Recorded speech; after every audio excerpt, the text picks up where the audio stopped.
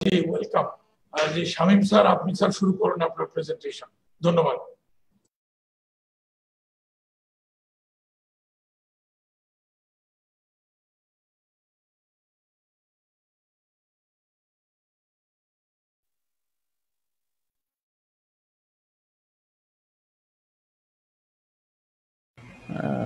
স্যারকে একটু আনমিউট করতে হবে।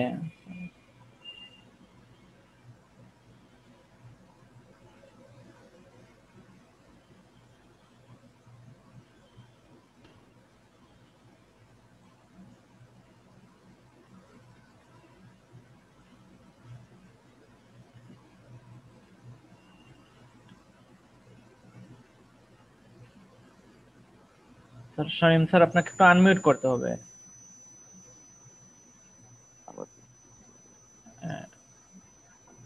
হ্যাঁ, আমার মনে হয় স্যার একটু কাজ করছেন, তো স্যার আনমিউট করবেন এখন। স্যার কাজ করছেন। ওকে, না কাজ আনমিউট করে জি স্যার, ধন্যবাদ স্যার।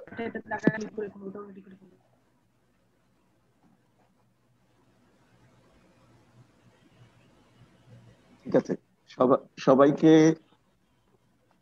ধন্যবাদ জানাই। বিসিপিএস এর সভাপতি, এক্সামিনেশন বিভাগের চেয়ারম্যান, শোনা যাচ্ছে তো না? জি স্যার, শোনা যাচ্ছে স্যার। এবং পরীক্ষা নিয়ন্ত্রক এবং অন্যান্য যারা বিসিপিএস এর বিভিন্ন পর্যায়ের কর্মকর্তা, কর্মচারী, অফিস বেয়ারার্স আছেন, সবাইকে শুভেচ্ছা জানাই। এবং সামনে যারা ভবিষ্যৎ পরীক্ষার্থী আছেন, আসলে আমি নিজে একটু বিনীতভাবেই বলতে চাই যে আমি আসলে জলিল ভাই যেভাবে বললেন, আমি তো নিজে ক্লিনিশিয়ান নই। আমাকে বিসিপিএস হয়তো আদর করে একটু কাজ টাজ করতে বলেন, তখন একটু চেষ্টা করে দেখি। তা আমি চেষ্টা করেছি কিছু। অনেকেই ছিলেন, যেটা জলিল ভাই বলেছেন, অনেকে আছেন এখানে, আমি পরে সেটা কথায় আসছি। আমরা শুরু করে দিই। জলিল ভাই যেগুলো বলেছেন সেখান থেকে আমি শুরু করতে চাই। যে কেন আইওইর কথা ভাবা হয়েছে সেটা জলিল ভাই বেশ ডিটেইলেই বলেছেন। আমি একটু কথা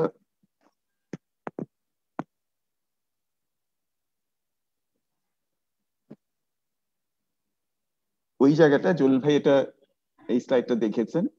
আমি একটু বলবো যে বেটার কাভারেজ কেন আমরা বলতে চাইছি, যে আসলে যখন আমরা আগে থেকে চিন্তা করে প্রশ্নগুলো করি এবং যখন একটা টেস্ট মেট্রিক্স ব্যবহার করি, যেটা জলিল ভাই দেখেছেন, যে টেবিল করে যেটা দেখেছেন, যে পুরো আমাদের যে কোনো একটা বিষয়ের যতগুলো, যে কোনো একটা সাবজেক্টের যতগুলো দিক থাকে, যতগুলো ফ্যাসেট থাকে, সেগুলোকে যদি আগে থেকে ঠিক করে কাভার করার ইচ্ছা থাকে এবং কাভার করে করে যাচ্ছি কিনা সেটা যদি পদে পদে চেক করা হয়, তাহলে কিন্তু কাভারেজ বেটার হয়। এবং কাভারেজ ভালো হওয়া মানে হচ্ছে যত বেশি দিক আমরা কাভার করব তত স্যাম্পলিং ভালো হবে। তার মানে একজন পরীক্ষার্থী যদি যত্নের সাথে পড়াশোনা করেন, তাহলে তিনি অনেক জায়গা চষে বেড়াবেন। এখন সেখানে যদি একটা পরীক্ষায় স্যাম্পলিং ছোট হয়, স্যাম্পল সাইজ ছোট হয়, তাহলে কিন্তু তার পড়াশোনার রেপ্রেজেন্টেশন কম হবে এখানে। তাহলে তার পরীক্ষায় ভালো করার সম্ভাবনা কমে যাবে। যত বেশি আমি স্যাম্পল সাইজ করতে পারবো এবং যত দিক থেকে এটাকে অ্যাড্রেস করতে পারবো, তত বেশি তার ভালো করার সম্ভাবনা থাকে। দ্বিতীয় কথা হচ্ছে, এই যে স্যার বললেন যে রিলায়েবিলিটি এবং অবজেক্টিভিটি, মানে হচ্ছে যতবার এই পরীক্ষা এমন প্রশ্ন যদি করা যেতে পারে যেখানে যতবার এই পরীক্ষাটা নেওয়া যাবে বা যতজনের ক্ষেত্রে নেওয়া যাবে, ততবার এটা রেপ্লিকেট করা যাবে একইভাবে, সিমিলারলি রেপ্লিকেট করা যাবে, প্রত্যেকের জন্য একই রকম ভাবে পরীক্ষাটা হবে। যেহেতু এটা অনেকটা অস্পিড ধরনের হচ্ছে এবং অস্পিড সঙ্গেই স্টেশন দিয়ে হচ্ছে, সুতরাং একই প্রশ্ন করছে এবং মার্কস, এই যে অবজেক্টিভিটি মানে হচ্ছে একই ধরনের, সহজ করে বললে আর কি, একই ধরনের মার্কিং সিস্টেম, আমরা যেটাকে এখন সব জায়গায় চালু আছে, অবজেক্টিভ টাইপ কোয়েশ্চেন, আপনারা সবাই জানেন। সেই ধরনের প্রশ্নে একই উত্তরে একই মার্কস পাওয়া যায়। সুতরাং আমরা দেখছি যে একই উত্তরে একই মার্কস পাচ্ছে এবং একই প্রশ্ন করা হচ্ছে।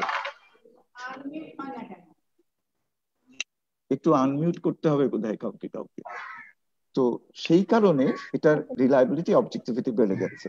এবং ইউনিফর্মিটি, এই যে স্ট্রাকচারিং মানে হচ্ছে যে শুরু থেকেই যে আমি বললাম যে ভাগ ভাগ করে করে কতগুলো কাভার করা হবে এবং কত মার্কসের জন্য কাভার করা হবে, এগুলো যে আগে থেকে ঠিক করা আছে, ওই মুহূর্তে ঠিক করা হচ্ছে না, বা পরীক্ষার ঠিক আগে আগে ঠিক করা হচ্ছে না, অথবা ঠিক কম সময় দিয়ে চিন্তা করে ঠিক করা হচ্ছে কতটুকু কোনটার ওয়েট থাকবে, সেগুলো হলে এই ইউনিফর্মিটিটা কমে যায়। সুতরাং আমরা দেখছি একই প্রশ্ন এবং একই মার্কিং পদ্ধতি দিয়ে আমরা সব পরীক্ষার্থীকে যাচাই করার সুযোগ তৈরি হয়েছে।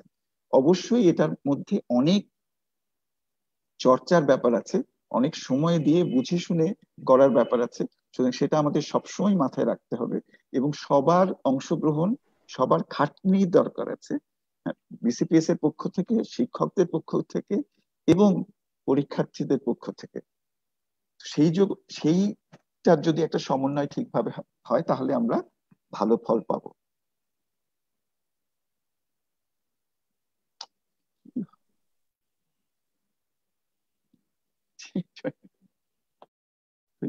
কন্ট্রোলার দিলে তো হবে।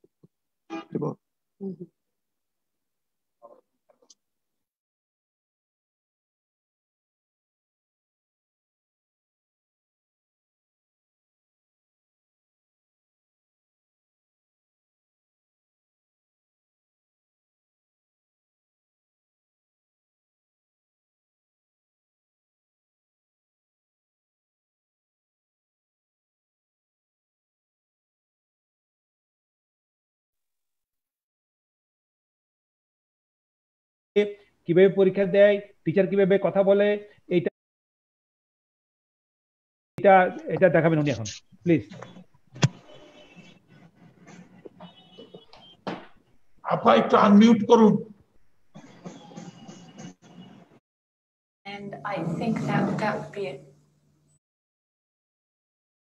Then for the maintenance that I've used on the first with general আইও দিব, তখন কিন্তু আমরা দেব 5 মিনিট। আর এই ভিডিওর মধ্যে যেটা হলো সিনারিও, কিন্তু পেশেন্ট যখন ঢুকছে তখন কিন্তু ও সিনারিও নিয়ে ঢোকে নাই। তার অর্থ হলো ওর আগের স্টেশনে সিনারিওটা দেওয়া ছিল, সি রিড ইট দেয়ার, সেখানে রিড করছে, রিড করে তারপর সে ঢুকছে। যার ফলে এক্সামিনার প্রথমেই বলছে তুমি কি আর কোনো ফোকাস হিস্ট্রি জানতে চাও, তার অর্থ হলো আগের স্টেশনে দেওয়া ছিল। এটা এমনও হতে পারে যে আমরা যে স্টেশনে পেশেন্ট বসলো স্টুডেন্টটা, সেখানেও লাগাই দেওয়া দিতে পারি, যে ও পড়লো, পড়ার পরে এক্সামিনার শুরু করলো, এটা হতে পারে।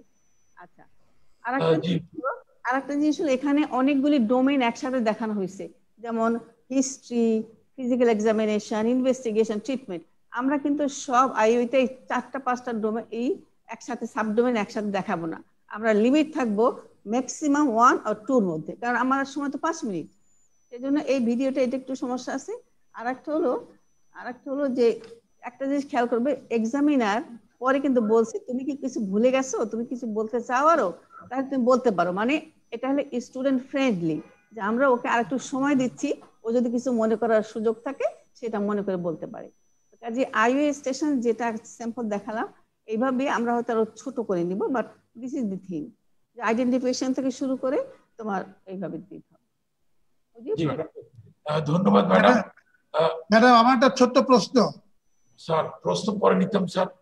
এক সেকেন্ড কোয়ালিফিকেশন, সেটা হলো আগের স্টেশনে সিনারিও দেখে এসে পরে যে সেটার উপর পরীক্ষা দেবে সে যদি ভুলে যায়, কেন ভুলে যাও? আগের ইমিডিয়েট আগের স্টেশনে বসা না হলো অনেক সময় তাড়াহুড়ার মধ্যে, ওরা তো সবসময় একটু মানে মানসিক ভাবে তো একটা ইয়া থাকে, কাজে আমি মনে করি যে ওই যেখানে ভাইবে হবে সেখানেও সিনারিও থাকা উচিত। এটাও থাকবে, যদি থাকা উচিত। এটা এখন আলাদা বিষয় না, এটা আমরা কেমনে দেব, এটা পরীক্ষার সময় দিবেন ঠিক হবে, এটা এখন আলাদা বিষয় না স্যার। এটা আমরা কেমনে দেব এটা পরে ঠিক করবো স্যার, কিভাবে স্যারদেরকে দেবো এটা স্যার, ঠিক আছে স্যার? জি স্যার। স্যার আমি এখানে দেখতে পাচ্ছি আমাদের প্রফেসর আবুল কাসিম খন্দকার স্যার আছেন, আমাদের প্রফেসর আব্দুল কাদের খান স্যার আছেন এবং অনেক সিনিয়র প্রফেসররাও আমি দেখতে পাচ্ছি এখানে আমাদের সঙ্গে জয়েন করেছেন। সবাইকে আমি ওয়েলকাম করছি। এই পর্যায়ে আসলে আমরা একটু দুঃখিত যে আমাদের আগের প্রেজেন্টেশন প্রফেসর মানজারের শামীম স্যারের প্রেজেন্টেশনটাতে আমরা একটু টেকনিক্যাল ফল্টের মধ্যে পড়ে গেছিলাম। এখন আমরা রেডি আছি।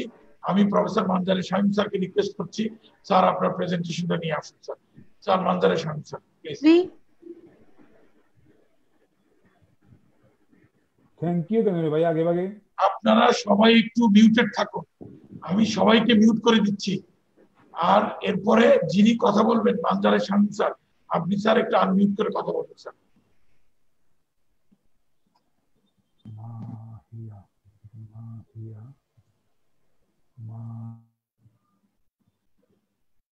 মানজারের শামীম স্যার একটু আনমিউট করে কথা বলুন স্যার।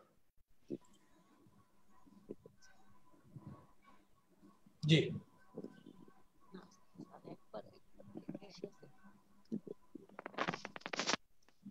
আচ্ছা, তো আমরা এই কথাগুলো বলছিলাম আর কি।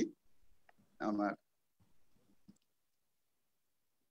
এইখানে ছিলাম, আমরা এখানে ছিলাম যে যেহেতু একই প্রশ্ন এবং একই মার্কিং পদ্ধতি, সুতরাং আমরা আশা করব যে পরীক্ষাটা সব পরীক্ষার্থীর জন্য একই রকম ভাবে পরিচালিত হওয়ার একটা সুযোগ তৈরি হয়েছে, যাতে করে আসলে এবং যেহেতু একটা স্ট্রাকচার হচ্ছে, সুতরাং পরীক্ষার্থী হয়তো সেই স্ট্রাকচারকে ফলো করে ভালো প্রিপারেশন নিতে পারবে।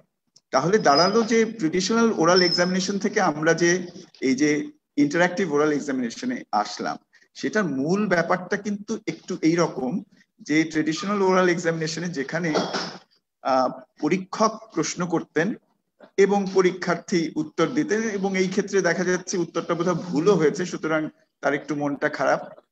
কিন্তু তিনি যদি প্রশ্ন করতে পারতেন, পরীক্ষার্থী যদি প্রশ্ন করতে পারতেন, আর পরীক্ষককে যদি উত্তর দিতে হতো, এইরকম যদি একটা সুযোগ তৈরি করা যায় যে কখনো কখনো পরীক্ষার্থীও পরীক্ষাকে প্রশ্ন করতে পারবেন এবং তার উত্তরের ভিত্তিতে আসলে তিনি পরবর্তী পর্যায়ে চলে যাবেন, তাহলে বোধহয় ভালো হতো। কারণ হচ্ছে রিয়েল লাইফ সিচুয়েশনে, যখন আমরা ক্লিনিক্যাল সিচুয়েশনে বা সবসময় আমাদের জীবন শুরু হয়, প্রত্যেক দিনের প্রত্যেকটা জিনিসই আমাদের প্রবলেম সলভিং আসলে। সুতরাং সকালে বেরোবো, যদি রোদ থাকে তাহলে একরকম ভাবে বেরোবো, বৃষ্টি থাকলে আরেক রকম ভাবে বেরোবো। সুতরাং আমরা প্রবলেম ফেস করি, সেটা ফেস করে সেটার ব্যাপারে সিদ্ধান্ত নিই, তারপরে দ্বিতীয় পর্যায়ে যাই, সেখানে আরেকটা প্রবলেম ফেস করি, গাড়ি পাচ্ছি কি পাচ্ছি না, এইরকম ভাবে কিন্তু আমরা এগোই।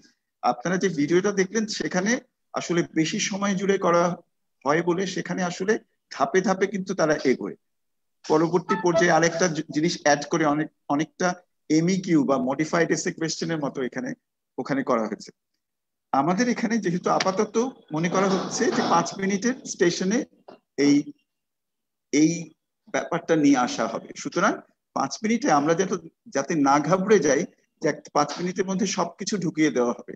5 মিনিটের মতো পরিমাণ, যেটা ম্যাডাম বললেন, 5 মিনিটের মতো পরিমাণ এই পুরো ব্যাপার থেকে একটা টোটাল একটা প্রবলেম যেটা হতে পারে, সেখান থেকে আমাদের সিনারিও কিন্তু থাকবে, ছোট একটা সিনারিও, একটা আংশিক সিনারিও। সেই আংশিক সিনারিওর ভিত্তিতে আংশিক ওই পুরো ডিজিজটার একটা আংশিক অংশকে আমরা ধরার চেষ্টা করব। আপনারা খেয়াল করবেন যে শর্ট আনসার কোয়েশ্চেন যেগুলো থাকতো, যে শর্ট আনসার মানে যেটা শর্ট নোটস থাকতো, শর্ট নোটসে অনেক সময় আমরা দেখেছি যে প্রশ্ন থাকতো একটা ডিজিজের নাম, মানে একটা ডিজিজ ধরে একটা শর্ট নোট 5 মার্কের চাওয়া হতো। সুতরাং ওখানে কে যে কি উত্তর লিখবেন এবং তার যে কি মার্কস পাওয়া যাবে সেটা প্রশ্নকর্তাও জানতেন না, উত্তরকর্তাও জানেন না, এইরকম অবস্থা। সেখান থেকে কিন্তু আমরা এখানে বেরিয়ে আসতে পারবো এই স্ট্রাকচার হওয়ার কারণে, আশা করা যাচ্ছে। এখন তাহলে আমি আইওইর কিছু প্রশ্ন আর কি, কিছু কেন নিয়ে আলাপ করবো।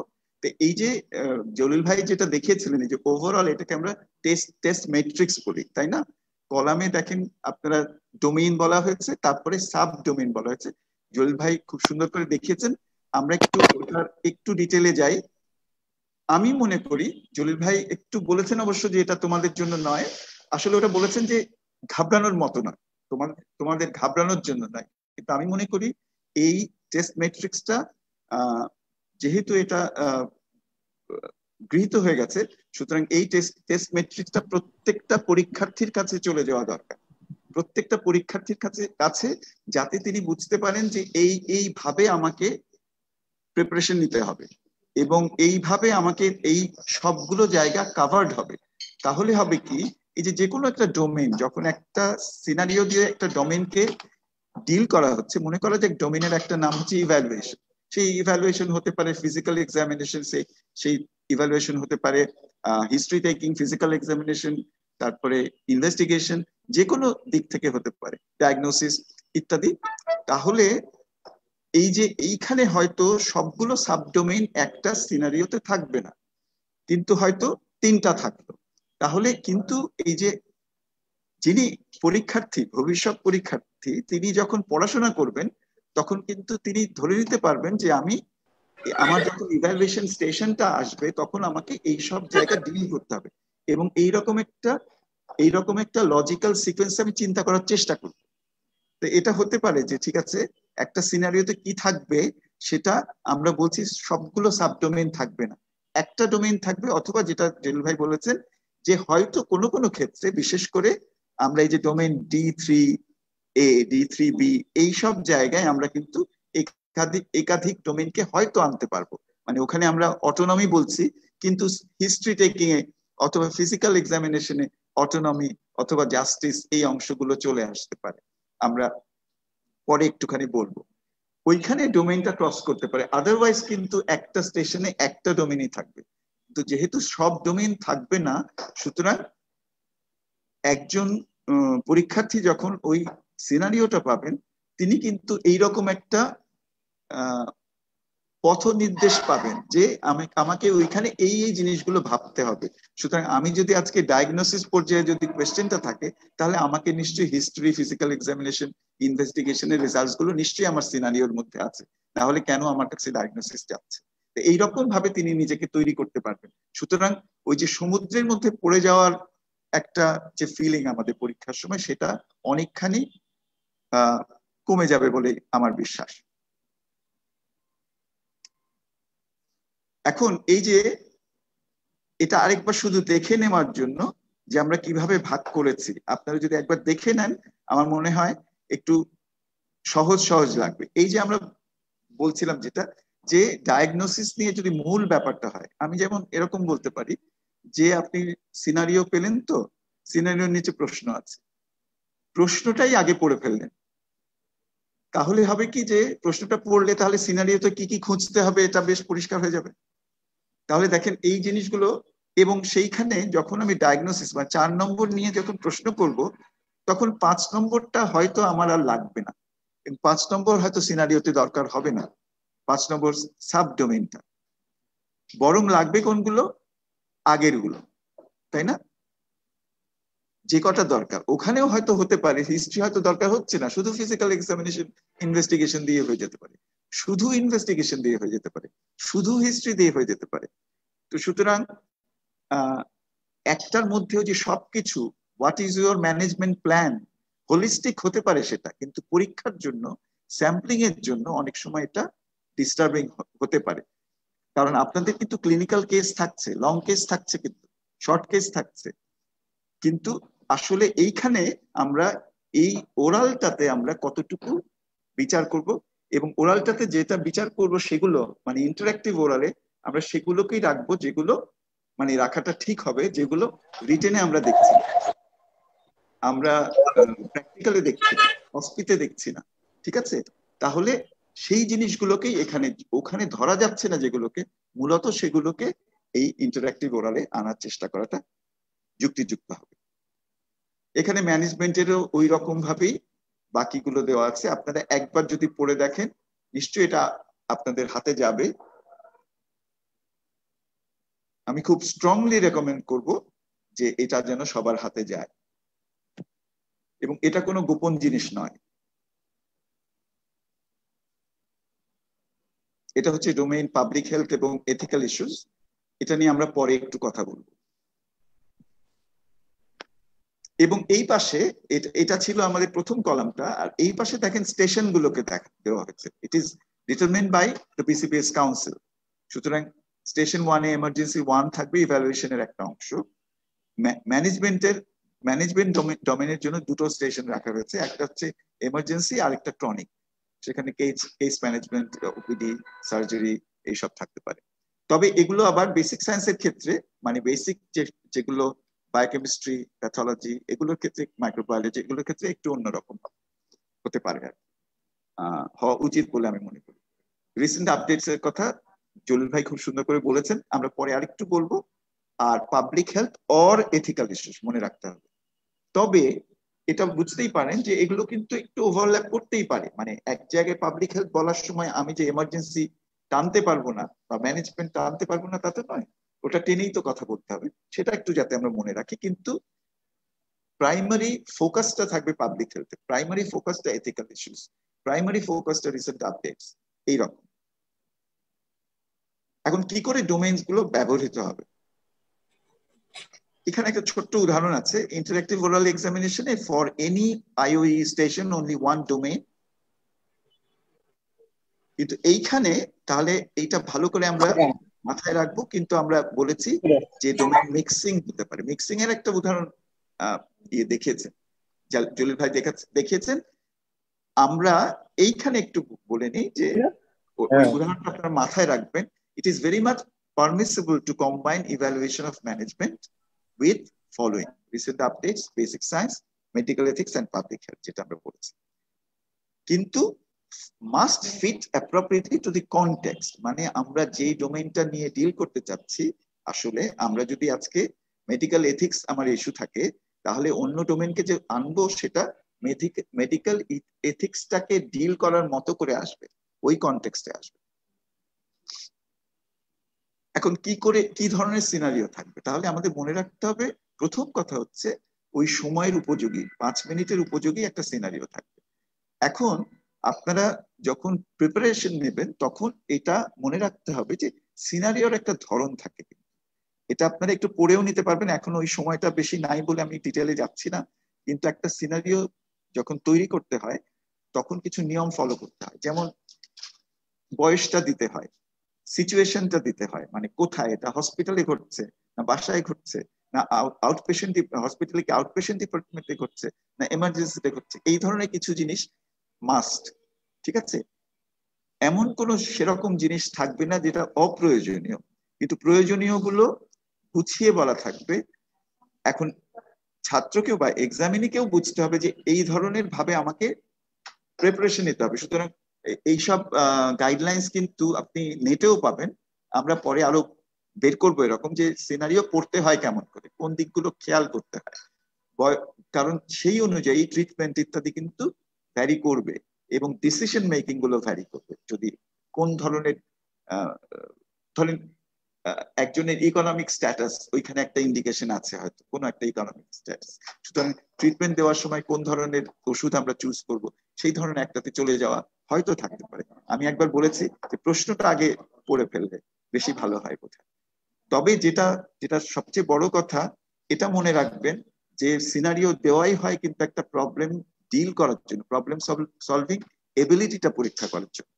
প্রবলেম সলভিং এবিলিটি যখন পরীক্ষা করতে হয় তখন আসলে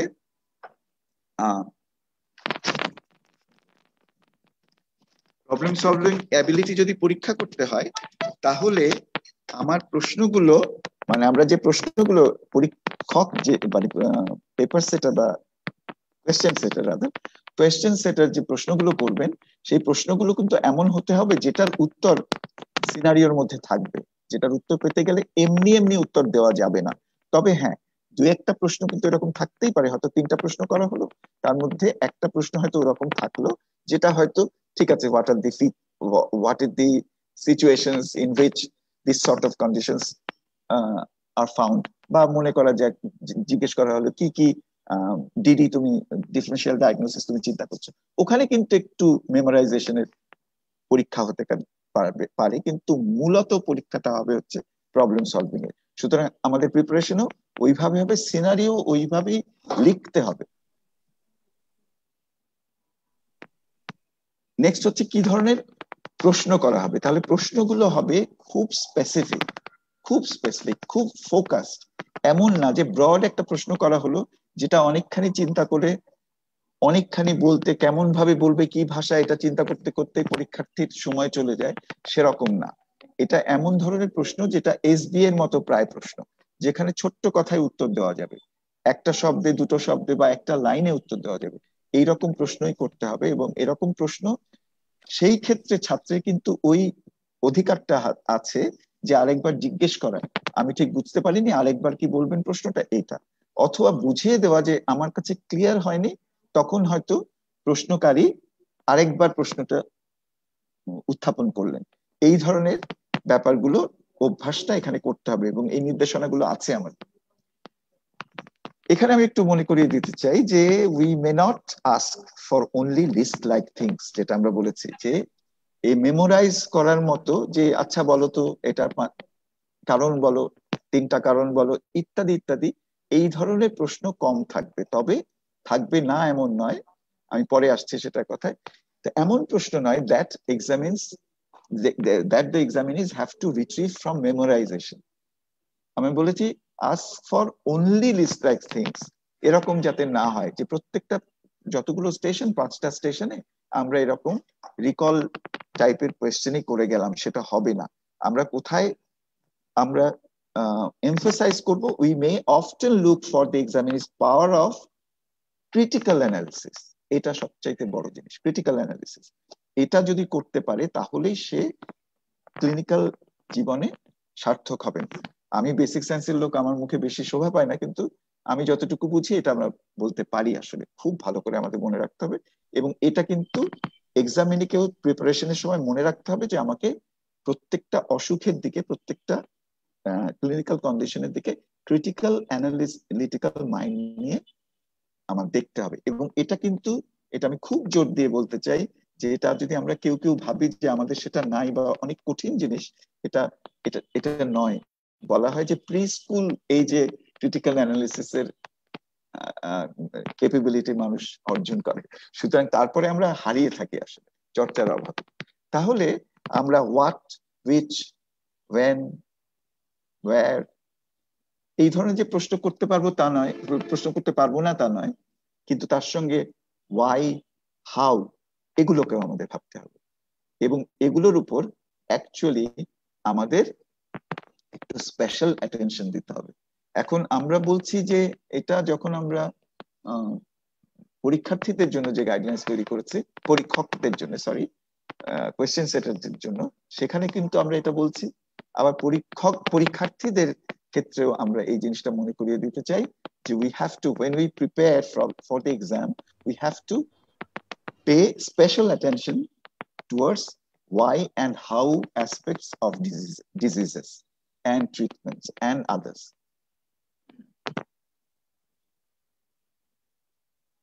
এখন এইখানে একটা উদাহরণ আমরা দেখছি, যেটা এই ধরনের আপনাকে দেখানো হয়েছে কেমন করে সাবডোমেনে ভাগ করে। এই যে এখানে দেখানো হয়েছে 2টো সাবডোমেন এই স্টেশনটাতে কভার করা হচ্ছে। আপাতত যেটুকু দেখানো হচ্ছে এখানে ডায়াগনোসিস এন্ড ইনভেস্টিগেশন, এবং প্রশ্ন করা হয়েছে what are the likely diagnosis হবে এন্ড ওয়াই। আনসার আছে দেওয়া, আবার নিচেরটাতেও what investigations you want to do to differentiate those and why। এই যে দেখেন অনেক সময় আমরা এই whyটা দিই না, এখানে কিন্তু whyটা দেওয়া হয়েছে, এখানে whyটা দেওয়া হয়েছে। এই যে একটা why যোগ করা হলো, এবং এটাতে কিন্তু একটা আলাদা মাত্রা চলে আসলো এই কোয়েশ্চেনটায়, ঠিক আছে? তো ওই whyটার জন্য আলাদা একটা সমান বা অনেক সময় এক্সপ্লেনেশনের জন্য বেশিও রাখা যেতে পারে। তো সুতরাং এক্সপ্লেইন এই কথাগুলো, এই শব্দগুলো আসবে, এবং আমরা রেকমেন্ড করি যে এরকম যে এখানে ওয়াইটা দেওয়া হয়েছে হঠাৎ খেয়াল করলো না হয়তো, সেই জন্য হয়তো আমরা ওয়াইটাকে আলাদাই একটা প্রশ্ন করব, তাই না? What are the likely diagnosis, তারপরে why do you think so, এরকম দিলে কিন্তু পরীক্ষার্থী বুঝতে পারছে যে তাকে আসলে ওটারও উত্তর দিতে হবে। এবং খেয়াল করেন প্রশ্নগুলো হয়তো বড় হয়ে যেতে পারে, প্রশ্ন ইটসেলফ বড় হতে পারে, উত্তর হবে ছোট। আমরা সাধারণত মনে করি কি প্রশ্ন ছোট হয় উত্তর বড় হয়, কিন্তু আসলে এখানে উত্তরটা ছোট হবে যদি আমরা প্রপার কোয়েশ্চেন করতে পারি, ফোকাস প্রশ্ন করতে পারি, তাহলে উত্তর ছোট হওয়া সম্ভব। এখন কেন ভাবা দরকার, এটা জলিল ভাই বেশ কয়েকবার বলেছেন, জোর দিয়ে বলেছেন কেন ভাবা দরকার বেসিক্স আর প্যারাক্লিনিক্যাল নিয়ে। আসলে আমরা যদি একটা ক্লিনিক্যাল কন্ডিশনকে একটা যদি নন ডিসফাংশন হিসেবে চিন্তা করি, তাহলে আমাদের ফাংশনটা জানা দরকার, দ্যাট ইজ ফিজিওলজি জানা দরকার। অথবা প্যাথোলজি জানা দরকার, তারপরে ডিসফাংশনটাকে প্যাথোলজি হিসেবে দেখা দরকার, তারপরে সেটার থেকে আমাদের ফাংশনটা আসলে জানা দরকার, তাহলে ফিজিওলজি জানা দরকার। ফিজিওলজি জানতে গেলে ওই ফাংশনটা করতে গেলে স্ট্রাকচারাল কি অবস্থা থাকা দরকার শরীরে সেটা জানা দরকার, সুতরাং অ্যানাটমি জানা দরকার। সুতরাং পৃথিবীর যত বড় বড় ভালো ভালো কোর্স আছে, যত ভালো ভালো পরীক্ষা আছে, সেখানে সবখানেই ফাইনাল পর্যায়গুলোতেও বারবার ক্লিনিক্যালকে নিয়ে আসা হয়েছে। এবং শুরুর দিকে বেসিক সায়েন্সের ক্ষেত্রেও একই কথা, যে আর্লি ক্লিনিক্যাল এক্সপোজার, যখন আমরা বেসিক সায়েন্স পড়তে থাকি তখন ক্লিনিক্যাল এক্সপোজার, আবার শেষের দিকে যখন ক্লিনিক্যালটা পড়ছি তখন বারবারকে রিভিজিট করা, বারবার ফিরে আসা, এটাকে বলে স্পাইরাল কারিকুলাম, প্রয়োজনে বারবার ফেরত যাওয়া। এই ফেরত যাওয়াতে ওইটা ইন্টিগ্রেটেড হয়ে এমন জায়গায় আসে যে ওটা বহুদিন স্থায়ী হয়, ওই আন্ডারস্ট্যান্ডিংটা, এবং মেমোরাইজেশনও বেটার হয় আসলে, এবং রিট্রিভালও ভালো হয়, মনে করাটাও ভালো হয়। সুতরাং সেই জন্যই আমাদের বেসিক সায়েন্স আসা দরকার। আমি একটু আমি বলতে চাই যে এইখানে জলিল ভাই যেখানে দেখিয়েছেন, এখানে স্পষ্ট করে একটা সাবডোমেইন হিসেবে এখানে দেখানো হয়েছে। এটা আমাদের মনে রাখতে হবে, এটা কিন্তু কাউন্সিলের সিদ্ধান্ত যে এই জিনিসগুলো আনতে হবে। সুতরাং আমাদের ক্লিনিশিয়ানদেরও মনে রাখতে হবে, প্রশ্ন করার সময় এগুলোকে বারবার রিভিজিট করার কথা, এবং ছাত্রদেরও পড়ার সময়।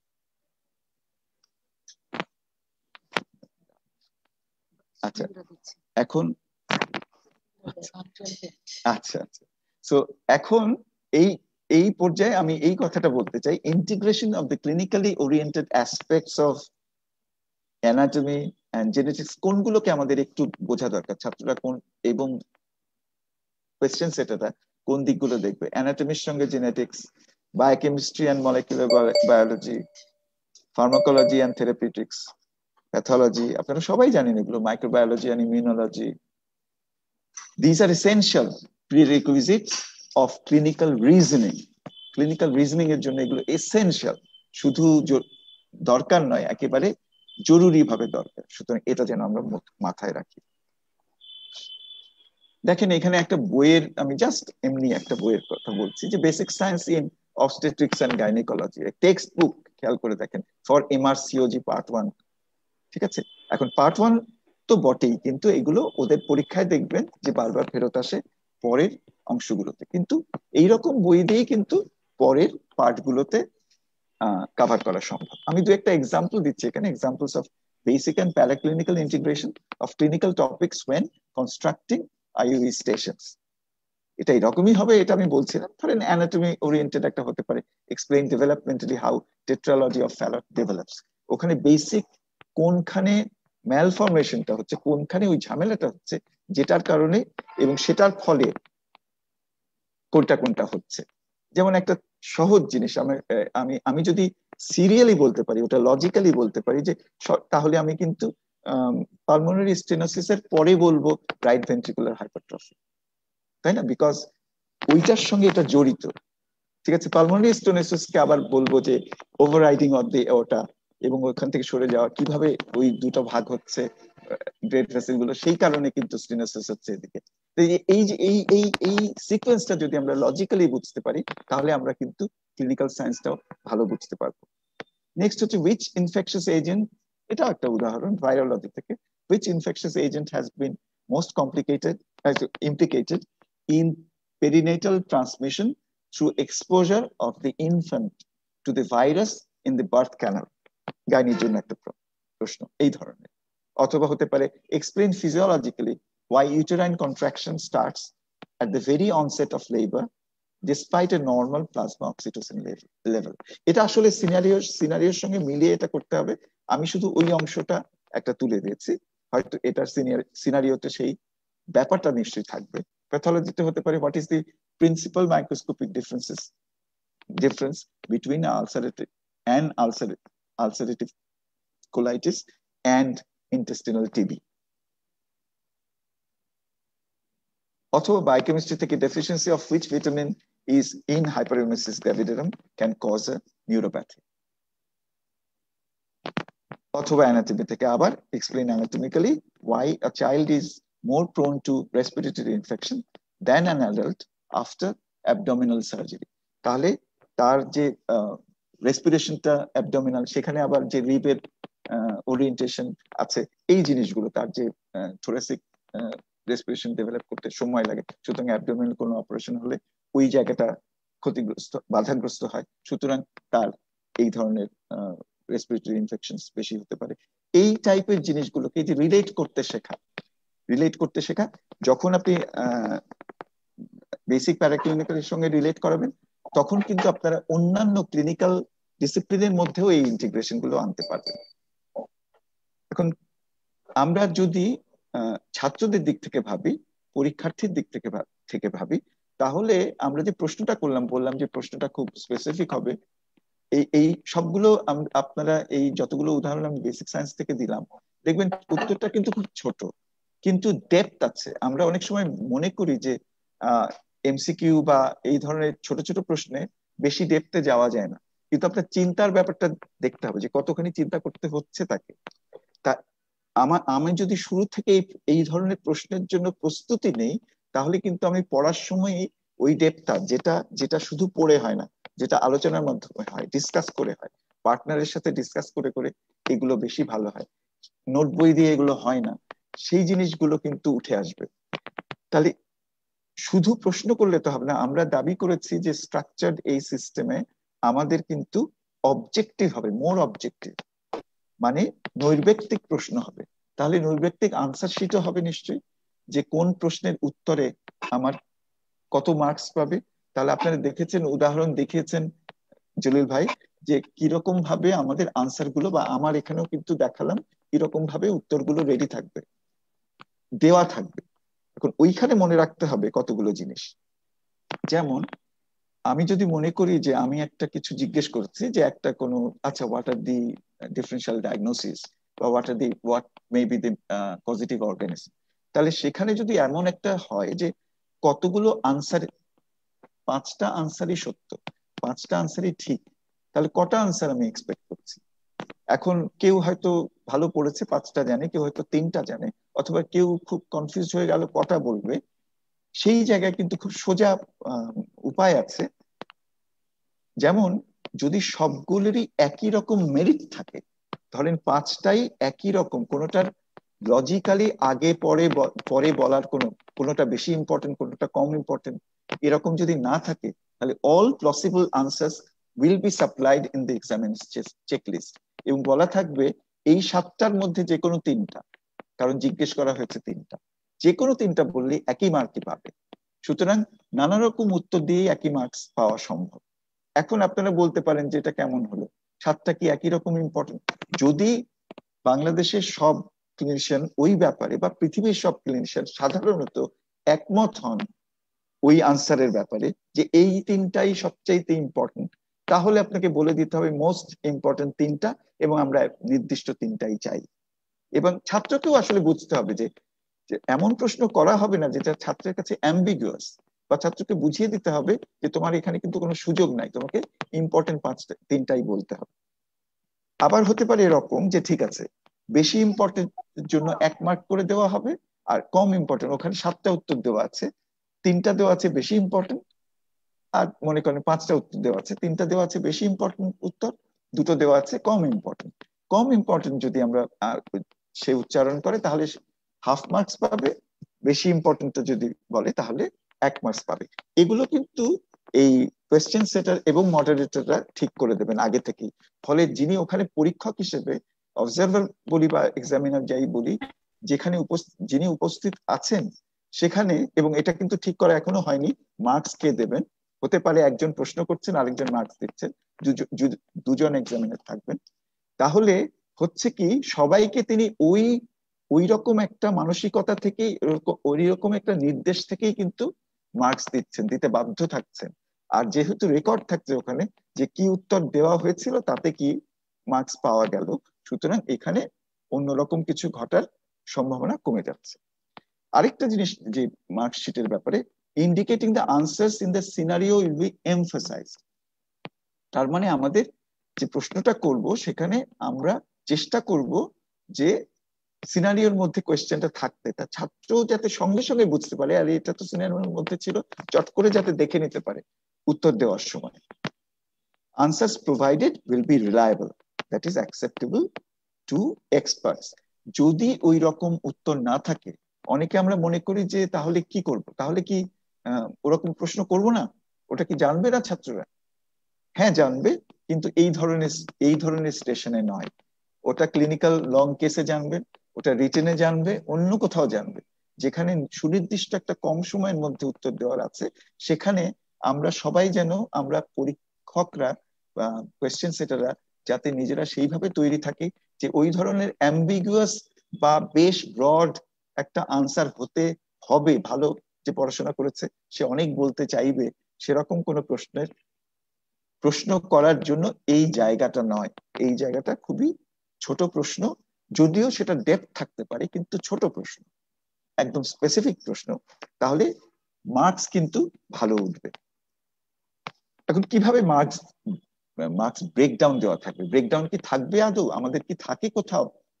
অবশ্যই কোথাও কোথাও থাকে, ভালো জায়গায় থাকে, অনেক জায়গায় থাকে না। যেমন ধরেন আমাদের এখনকার এই মুহূর্তে যে শর্ট আনসার কোয়েশ্চেন চলছে, তাতে শর্ট নোটস আছে, অন্য কোয়েশ্চেনেও আমাদের 5 মার্ক করে থাকে। 5 মার্কসের মধ্যে হয়তো ভাগ করা নাই, দেওয়া থাকলেও 5 মার্কস, প্রশ্ন করা হয়েছে ওটার মধ্যে 2টো। ঠিক আছে? তো কোনটার মধ্যে কত মার্কস দেওয়া নাই, কিন্তু ছাত্ররা কেমন করে বুঝবে যে কত মার্কসের জন্য কতটুকু লিখতে হবে, কোনটার উত্তর কতটুকু লিখতে হবে? সুতরাং কতখানি কঠিন, কতখানি বড় উত্তর, কতখানি সময় লাগবে, এই ধরনের কয়েকটা জিনিস, এবং কতখানি ইম্পর্টেন্ট, এই কয়েকটা জিনিস বিবেচনা করে কিন্তু আমাদের মার্ক ডিস্ট্রিবিউশন করতে হবে, এবং সেটা ব্রেকডাউন করে দিতে হবে। যেমন আমি তখন বলেছি একটা উদাহরণ দিয়ে, যে ইফ দ্য কোয়েশ্চেন সেটার expects more than one parts in the answer to any question, যদি কোনো একটা কোয়েশ্চেন তিনি সেট করছেন যেটাতে তিনি একাধিক পার্টে আনসারটা আশা করছেন, তখন she would preferably ask more than one question.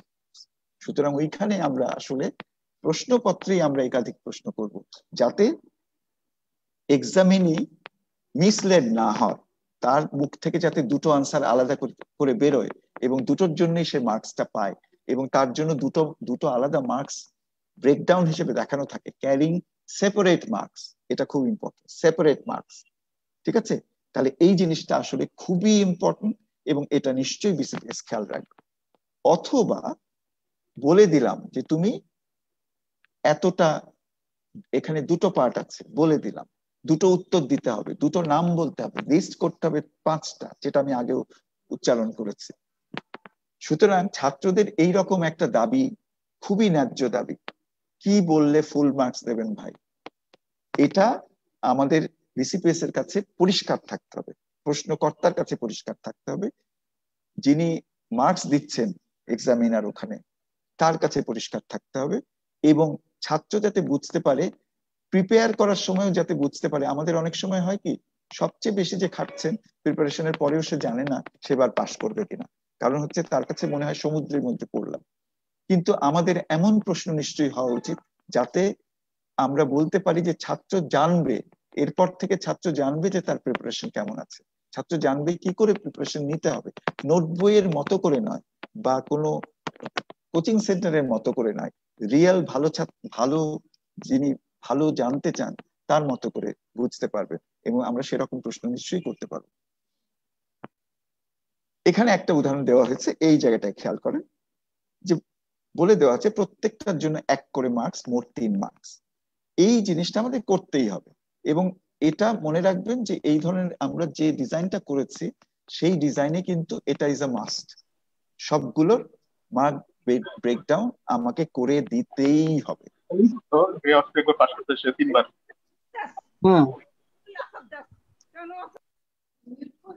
ভাই একটু দয়া করে মিউট হয়ে যান ভাই। আচ্ছা আচ্ছা, এখন কি করে সময় ম্যানেজ করা যাবে, এটা খুব একটা জটিল প্রশ্ন। জটিল না, আসলে সোজাই প্রশ্ন।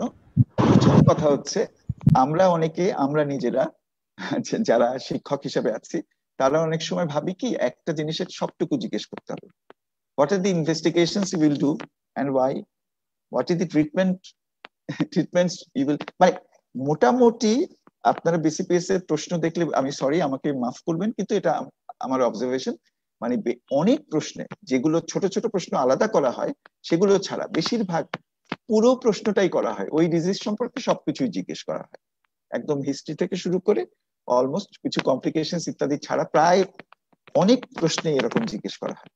তাহলে সেটা যদি না করে আমরা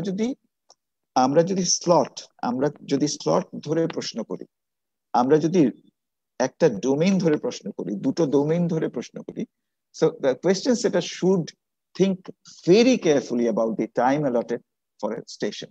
এটা সবচেয়ে যে এক্সামিনে জানে ব্যাপারটা, পারে উত্তর, তাকে আমরা সময়ের কারণে তার কাছ থেকে অসম্পূর্ণ উত্তর পাওয়াটা, এটা প্রশ্নকর্তার বিফলতা। যে পারে তার জন্য প্রশ্নকর্তার বিফলতা। আমাদের সেই ভাষায় লিখতে হবে যাতে তার কাছে পরিষ্কার হয়। আমি এটা সবার জন্য নিজেরাই যাতে মনে করি, এবং আপনারা যারা এখন পরীক্ষার্থী তারা একদিন পরীক্ষকও হবেন, প্রশ্নকর্তাও হবেন, আমরা যাতে মনে রাখি যে প্রশ্নের উত্তর বোঝার দায়িত্ব পরীক্ষার্থীর সে অর্থে নয়, ততখানি নয় যতখানি দায়িত্ব প্রশ্নকর্তার বোঝার মতো ভাষায় প্রশ্ন তৈরি করা।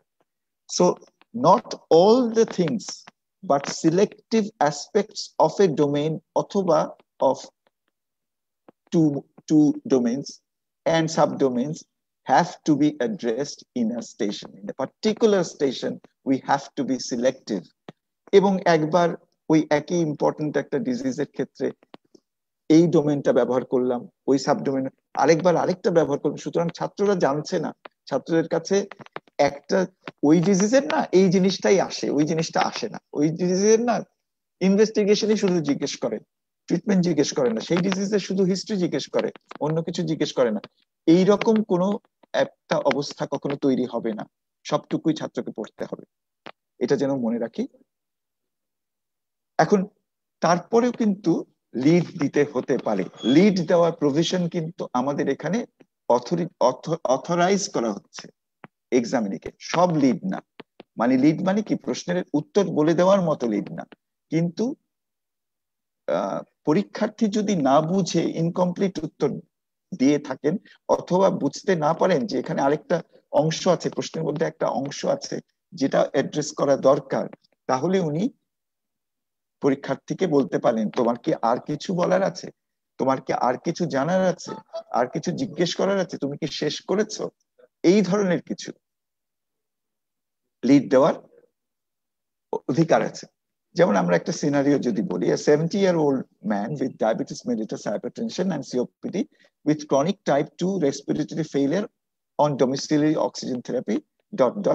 One of your colleagues argued that according to the principles, এই ডটটা আমি লিখিনি, মনে করেন ওখানে ডেসক্রিপশনটা আছে, that according to the principles of medical ethics the patient should not be put on ventilation.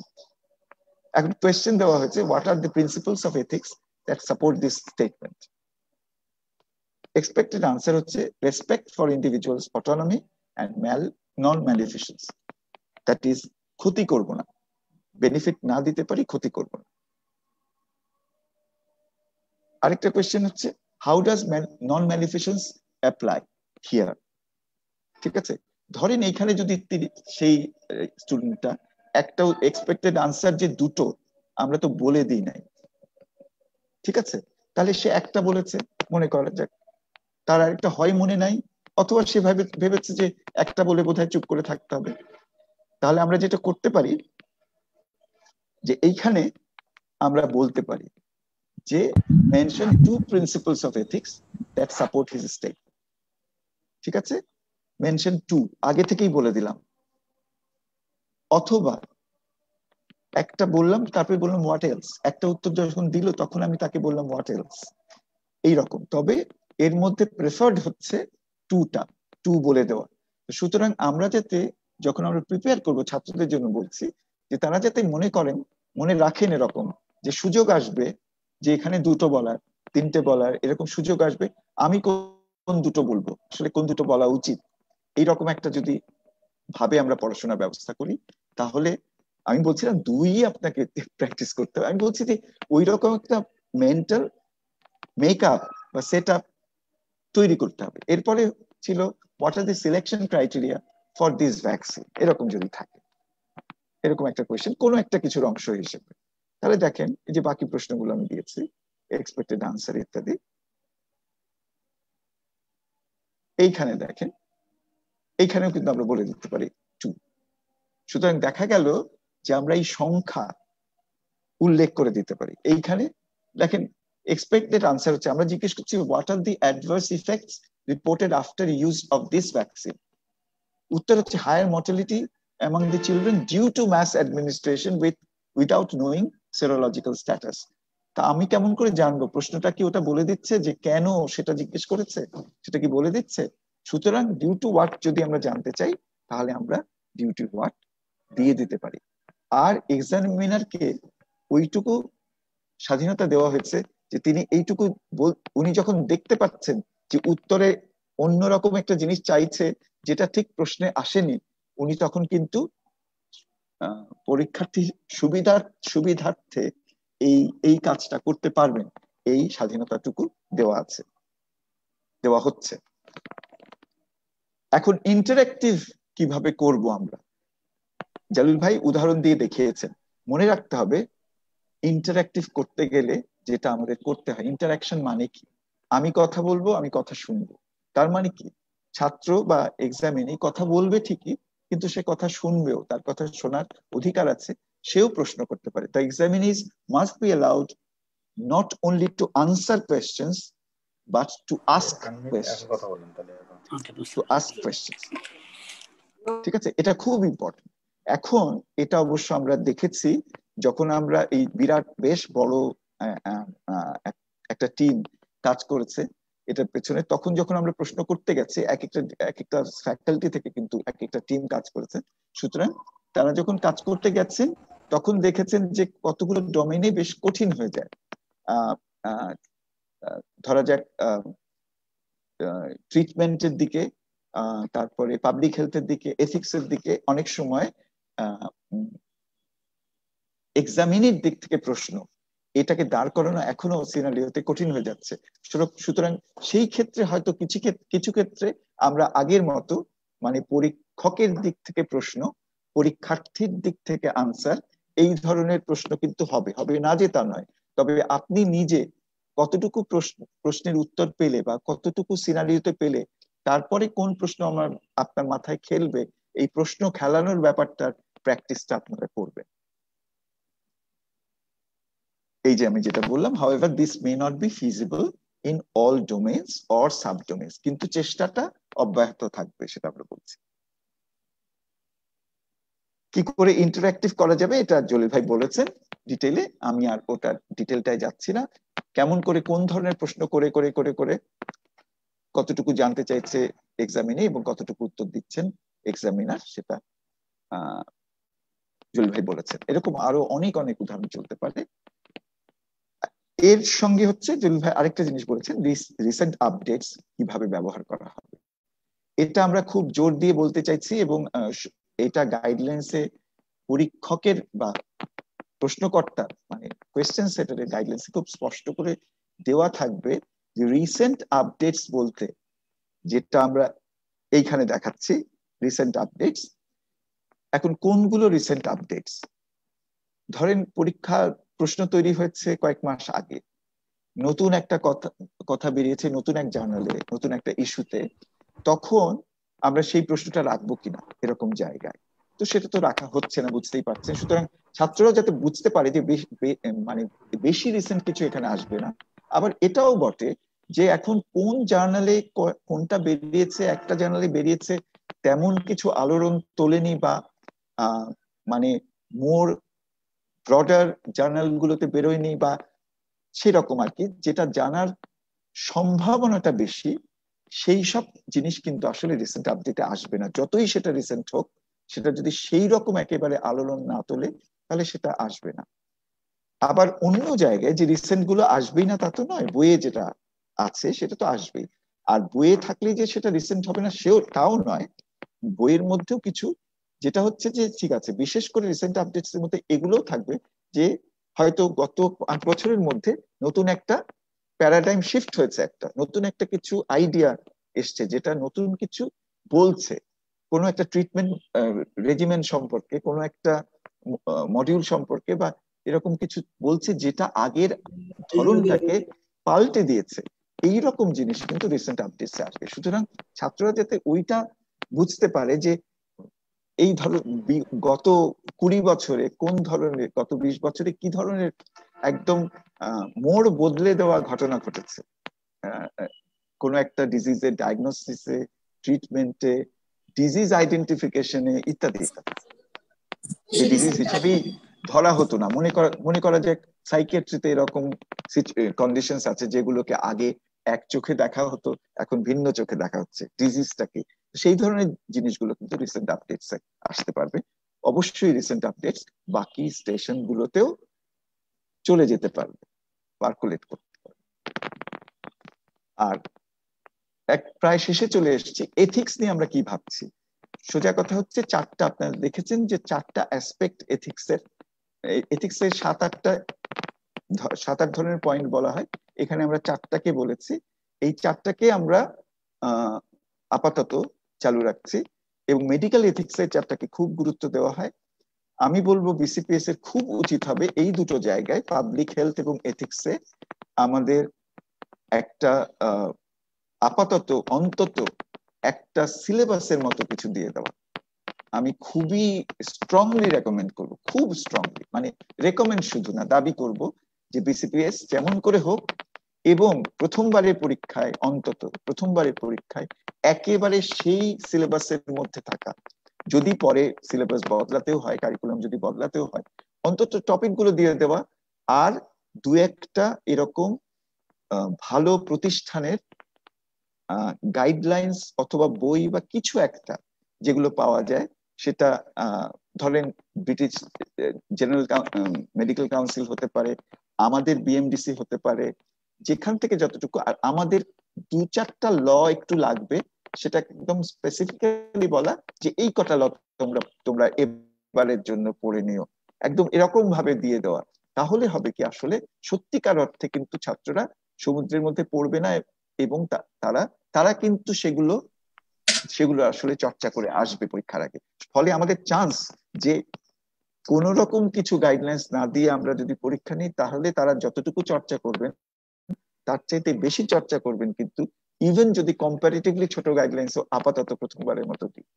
তো এথিক্স এর ক্ষেত্রে কিন্তু এথিক্স আসলে সাংঘাতিক রকম ইম্পর্টেন্ট ছিল সবকালে, এখন আরো বেশি ইম্পর্টেন্ট হয়ে উঠেছে এবং এগুলোর চর্চা আসলেই যে বিসিপিএস কাউন্সিল যে ঢুকিয়েছেন একটা স্টেশনে, আমি এটাকে সাংঘাতিক রকম সাধুবাদ জানাই। এখন পাবলিক হেলথের ক্ষেত্রে আমি মনে করি যেহেতু এটা একটা বেশ বড় জায়গা, অনেকে দেখেছি মনে করেন যে পাবলিক হেলথ তো আলাদা একটা ডিসিপ্লিন, ওটাকে কেন অন্যগুলোর মধ্যে আনতে হবে, এরকম কেউ বলেন। মানে আমি কি মনে করি সেটা বড় কথা নয়, কাউন্সিল অনেক চিন্তা করে এটা এনেছেন এবং আপনারা সবাই জানেন প্রত্যেকটা ক্লিনিক্যাল ডিসিপ্লিনের ক্ষেত্রে একটা পাবলিক হেলথ অ্যাসপেক্ট আছে এবং ওই পাবলিক হেলথ অ্যাসপেক্টটা প্রত্যেকটা ক্লিনিশিয়ানের মাথায় থাকাটা সাংঘাতিক রকম জরুরি। শুধু ওই দিকটাও আমার মনে হয় বিসিপিএস চিন্তা করে ছোট একটা গাইডলাইন্স দেবেন। আমি শেষ করব আমার আপাতত কথা বলা, সেটা হচ্ছে সুকুমার রায়ের একটা কবিতার অংশ আছে, যে আপনারা পড়েছেন কিনা, যে আংলা বনের জংলা বুড়ো আমায় ডেকে বলে, 2.5 বিঘা সমুদ্রেতে কাঁঠাল কত ফলে, আমিও বলি আন্দাজেতে বলছি শোনো কত, তোমাদের এই ঝিঙের খেতে চিংড়ি গজায় যত। তো এটা বলতে উনি নিশ্চয়ই বোঝাতে চেয়েছেন যে যেরকম প্রশ্ন সেরকম উত্তর। সুতরাং আমরা যারা বিসিপিএস এ বসে প্রশ্ন করব, এটা তো পরীক্ষার কথা হচ্ছে, প্রশ্ন এবং উত্তরের কথা, তো প্রশ্ন যেরকম হবে উত্তর আমরা সেরকম আশা করব।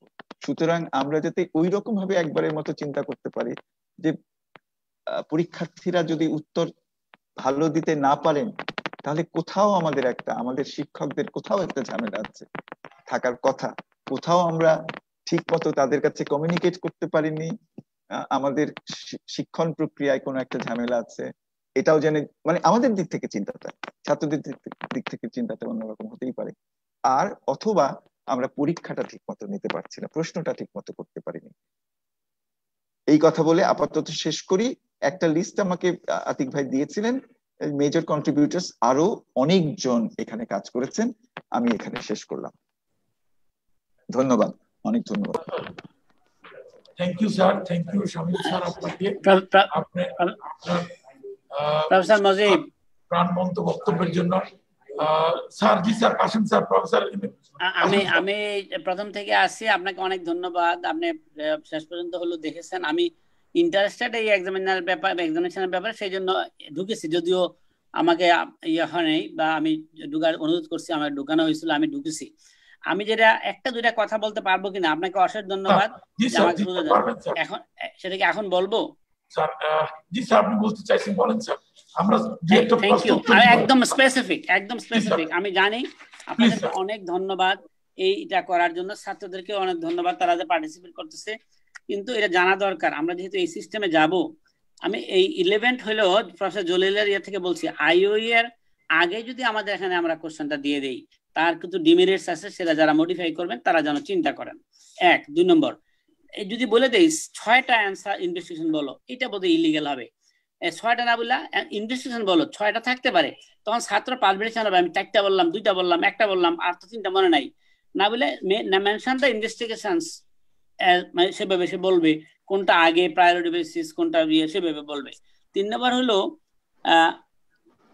এই গ্রাজুয়েশনে ইথিক্স পড়ানো হয়। আর একটা হলো এই যেমন একটা সিনারিও দিছিল না, যে ইথিক্সের জন্য ওই যে মেয়েটাকে বলা হলো অ্যাবর্শনের জন্য, তার গার্জিয়ান, সে যদি তার এজ অফ কনসেন্ট হয়, তার কাছ থেকে কনসেন্ট নেবে কেন? সিনিয়রকে জানাই একটা ঝুলে রাখবে, এটা কিন্তু মেজর ইস্যু। কারণ কনসেন্ট দেওয়ার এজ আছে, সুতরাং তার থেকে কনসেন্ট নেবে, তার কারণ গার্জিয়ানের জানার দরকার নাই। এটা আমি মেনশন করতেছি এই জন্য, এগুলো আমাদের পিটফল থেকে যায়। যে জিনিসটা হলো 7 দিন 7টা কোশ্চেন থাকবে, এর মধ্যে কোনটা বলবে এরকম না, যে যেটা ভালো ইম্পর্টেন্ট, যেটা শামীম সাহেব বললেন যে 7টার মধ্যে কোনটা, 7টার মধ্যে ছোটরা যেটা লিস্ট ইম্পর্টেন্ট সেটা বললে ঠিক হবে না।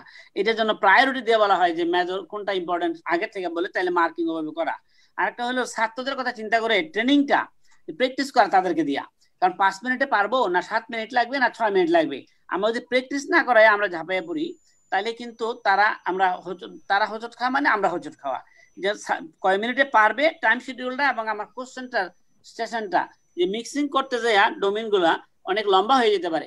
সেই জন্য এই বলেই শেষ করছি। আপনাকে অনেক ধন্যবাদ আমাকে সুযোগ দেওয়ার জন্য, ছাত্রদেরকে এবং যারা কষ্ট করে এটা করেছেন, এই 3 জন যে স্পিকার, তাদেরকে অনেক ধন্যবাদ, প্রেসিডেন্টকে ধন্যবাদ, এবং যারা ছাত্রছাত্রী পার্টিসিপেট করছে সবাইকে ধন্যবাদ দিয়ে আমার বক্তব্য শেষ করছি। মুজিবুর রহমান সাহেব, আপনাকে আবার ধন্যবাদ আমাকে সুযোগ দেওয়ার জন্য। Thank you sir. ধন্যবাদ স্যার, অসংখ্য ধন্যবাদ স্যার। আমরা আসলে এখন একটু দুই একটা কোশ্চেন এবং অ্যান্সার আমরা একটু যেতে চাই। তো এখানে আমার কাছে কয়েকটা কোশ্চেন আছে ছাত্রদের কাছ থেকে। যেমন একজন করেছে হাজার হাজার ডেফিনেশন আছে, এই ডেফিনেশন গুলো কোথায় যাবে? তো আমি একটু জলিল চৌধুরী স্যারকে এখানে একটু হাইলাইট করার জন্য বলছি। ধন্যবাদ কন্ট্রোলার সাহেব। আগে আমি প্রফেসর কাসেম সাহেব, সবচেয়ে ফাউল কি হলো? জি বলেন স্যার। কাসেম সাহেবের কথাটা একটু বলে নেই। স্যার যেগুলো বলছে অবশ্যই খুব মূল্যবান কথা বলছে। এগুলো একটা হলো আমাদের মডারেটরের জন্য, যারা কোশ্চেন করবে মডারেট করবে, স্যার এগুলো ওনাদের ঠিক করবেন, এগুলো আপনার কথাগুলো ওই সময় মডারেশনের সময় ঠিক হবে। আর ট্রেনিং এর ব্যাপারে যেটা বলছেন স্যার, এটা যে আমাদের ট্রেনার যারা আছে তাদের দায়িত্ব এই সেটাকে তৈরি করা। আমরা বিসিবিতে গাইডলাইন দিয়ে দেবো, সেই গাইডলাইন অনুযায়ী ট্রেনাররা এগুলা ঠিক করে দেবে এগুলো এটা। আর যে কোশ্চেন এখন ডেফিনেশন তো এই ইনক্রেডিবল অর্গানাইজেশন খুব বেশি আসবে না, খুব স্ট্যান্ডার্ড ডেফিনেশন ছাড়া এখানে আসবে না। এগুলো হয়তো রিটেনে শর্ট অ্যান্সার কোশ্চেনে যাবে। সুতরাং এবং এই ডেফিনেশন ওইটাই থাকবে যেটা স্ট্যান্ডার্ড ডেফিনেশন আছে। স্ট্যান্ডার্ড ডেফিনেশন ছাড়া অন্য ডেফিনেশন পরীক্ষায় থাকার কথা না আর কি। ধন্যবাদ। সাধারণত স্যার আই ও ই এক্সামিনেশনে কোনো ডেফিনেশন আসাই উচিত না স্যার। আপনারা যে আলোচনা করেছিলেন শামীম স্যার, এই বিষয়ে একটু কি অ্যাড করবেন স্যার প্লিজ? আমরা তো কোথাও বলিনি যে ডেফিনেশন আছে, আমাদের কোনো এক্সাম্পল আমরা দেখাচ্ছি ডেফিনেশন, আমরা দেখাই নাই কোথাও ডেফিনেশন। প্রশ্নটা কেন আসলে বললাম না, এটা ডেফিনেশন থাকার কথা না। করেছে যে আমরা তো স্যার এখন ওরাল এক্সামিনেশন অনেক ডেফিনেশন জিজ্ঞাসা করি, এই জন্যই স্টুডেন্টরা বলেছে। আমরা এখানে 2-3 জনে আমরা কোথাও কিন্তু কোনো এক্সাম্পল ডেফিনেশন দেখাই নাই। সুতরাং প্রশ্নটা করা দরকার, যদি ডেফিনেশন আসে সেটা রিটেনে আসবে এবং সেটা স্ট্যান্ডার্ড ডেফিনেশন যেটা অ্যাকসেপ্টেবল সেটাই আসবে, অন্য ডেফিনেশন আসার কথা নয়। সিনারিও বেসড হওয়াতে ওখানে ডেফিনেশন আসার কথা আসছে না। ওকে ঠিক আছে, তাহলে আমি এটা ক্লিয়ার হয়ে গেল। আউটকাম অ্যাসেসমেন্ট একটা পয়েন্ট বলা হয়েছে। একটা ছাত্ররা বলছে মুজিব, আমি যে কাসিম স্যারের একটু একটা জায়গা একটু ধরতে চাই, সেটা হচ্ছে যে ওই 2টা 3টা এই জিনিসটা না আসলে যেটা স্যার আমাদের একটু বুঝতে হবে যে এটা একটা স্বীকৃত পদ্ধতি হয়ে গেছে আসলে। এটা ধরেন যখন আমি একটু অবজেক্টিভিটির দিকে যাব, আমরা কিন্তু এই ধরেন আপনারাও কিন্তু ক্লিনিক্যাল, আমি ক্লিনিশিয়ান নই তবুও আমি এইটুকু অন্তত বুঝতে পারি, আপনারাও কিন্তু ট্র্যাক ডাউন করে আপনারা একটা 2-3 এরকম জায়গায় আসেন। তারপরে আরো একটা জিনিস, পরীক্ষার ব্যাপারটা একটু ভিন্ন, সেটা হচ্ছে কি যে আসলে এর মানে এই নয় যে ওটা 3টাই কজ আছে, কিন্তু সবার যখন 7টা কজ আছে, আমি যখন জিজ্ঞেস করলাম একজন 3টার সময় পেল, একজন 7টার সময় পেল, তাকে কত মার্কস দেব, এগুলো না ঠিক করা যায় না। সেই জন্য ওই যে আমি বলেছি যে যখন 7টারই মেরিট এক, তখনই শুধুমাত্র যে কোনো 7টার মধ্যে যে কোনো 3টা। এখন যদি আমি মেন্ডেলস ল 3টা আছে, তাহলে আমি সেখানে কিন্তু বলবো মেন্ডেলের ল বলো, তাহলেই হয়ে যাবে, লস বলো, অথবা বলে দিলাম মেন্ডেলের 3টা ল, ও 3টাই বললো। সুতরাং এটা পরিষ্কার। অন্য জায়গায় অ্যাম্বিগুইটি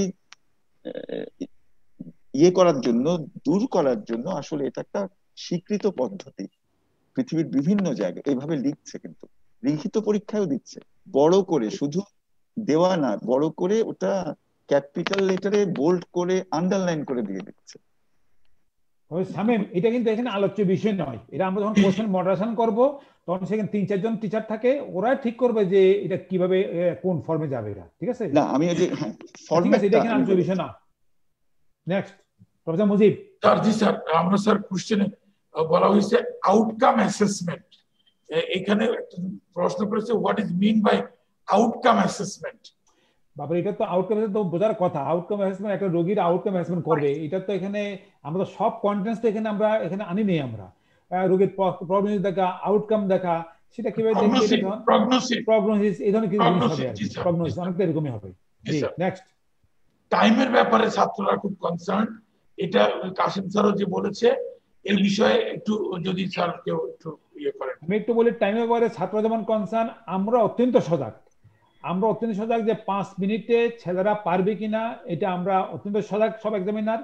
যখন কোশ্চেন মডারেশন, সুপার মডারেশন হবে, আমি আশা করি আমাদের এক্সামিনাররা, মডারেটররা কনসার্ন থাকবেন, এবং আমরা যে মক পরীক্ষা নিচ্ছি, রিহার্সাল দিচ্ছি, ট্রায়াল দিচ্ছি, সেখানেও আমরা শিখতেছি, এবং এটা আমাদের মনে আছে। এবং যে কাসিম সাহেব বললো, ছেলেদেরকে সেভাবে প্রিপারেশন থাকা লাগবে যেন 5 মিনিট শেষ করার জন্য আমরা কোশ্চেন সেভাবে করবো ইনশাল্লাহ। এখানে 5 মিনিট উত্তর দেওয়া যায়, সেইভাবেই করা হবে কোশ্চেন ইনশাআল্লাহ।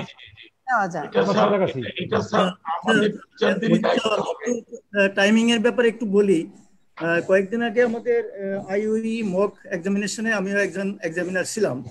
তো এখানে আমার কাছে মনে হয়নি যে টাইমটা খুব একটা বড় প্রবলেম, কারণ প্রশ্নগুলি এভাবে আমাদেরকে সাজাইতে হবে যাতে এর ভিতরে হয়ে যায়। আমি যার পরীক্ষা নিছি, আমার কাছে মনে হয়েছে হি ওয়াজ কমফোর্টেবল, সে সুন্দর কমফোর্টেবল ছিল, এবং তার স্টিপুলেটেড টাইমের ভিতরে সে কিন্তু ভালোভাবে মানে তার পরীক্ষা শেষ করতে পারছে।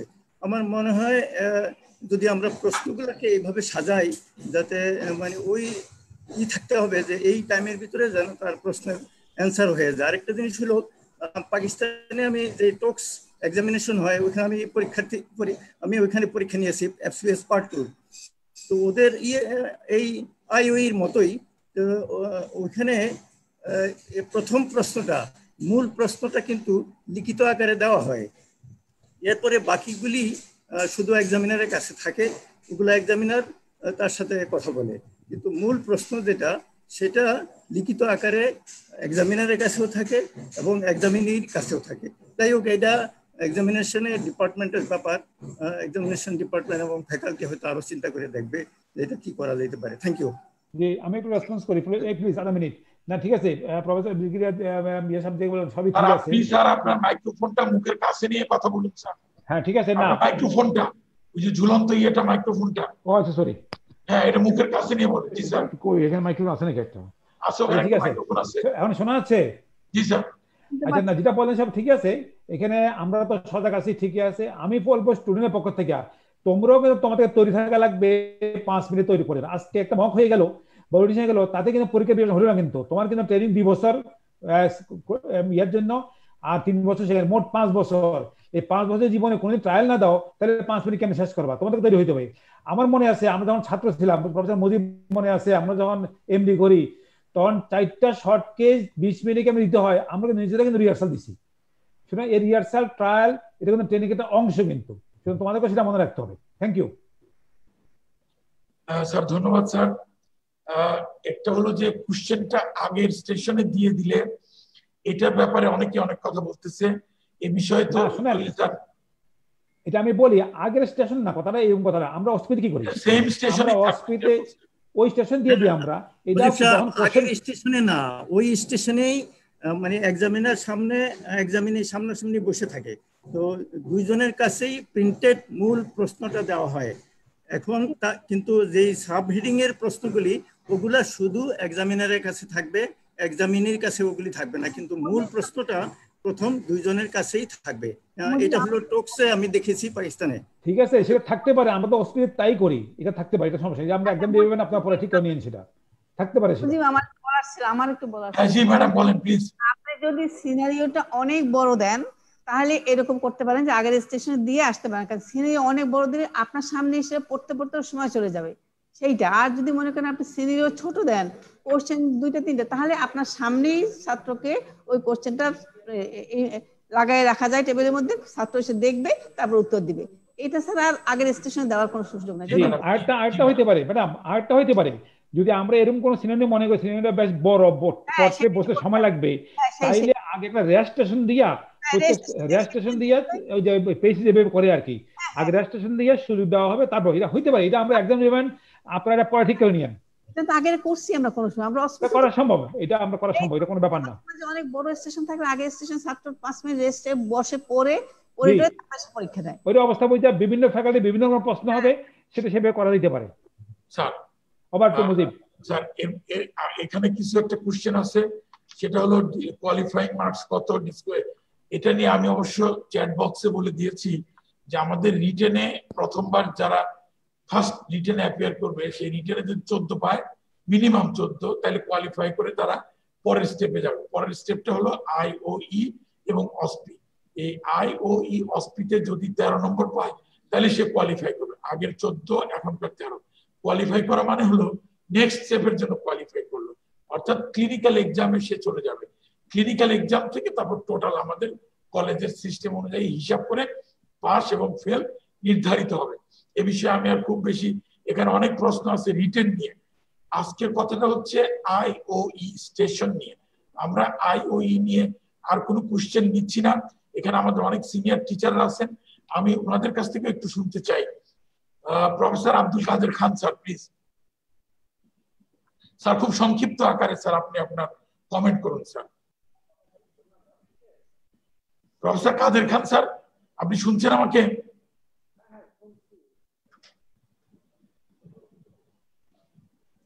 স্যার একটু আনমিউট করে।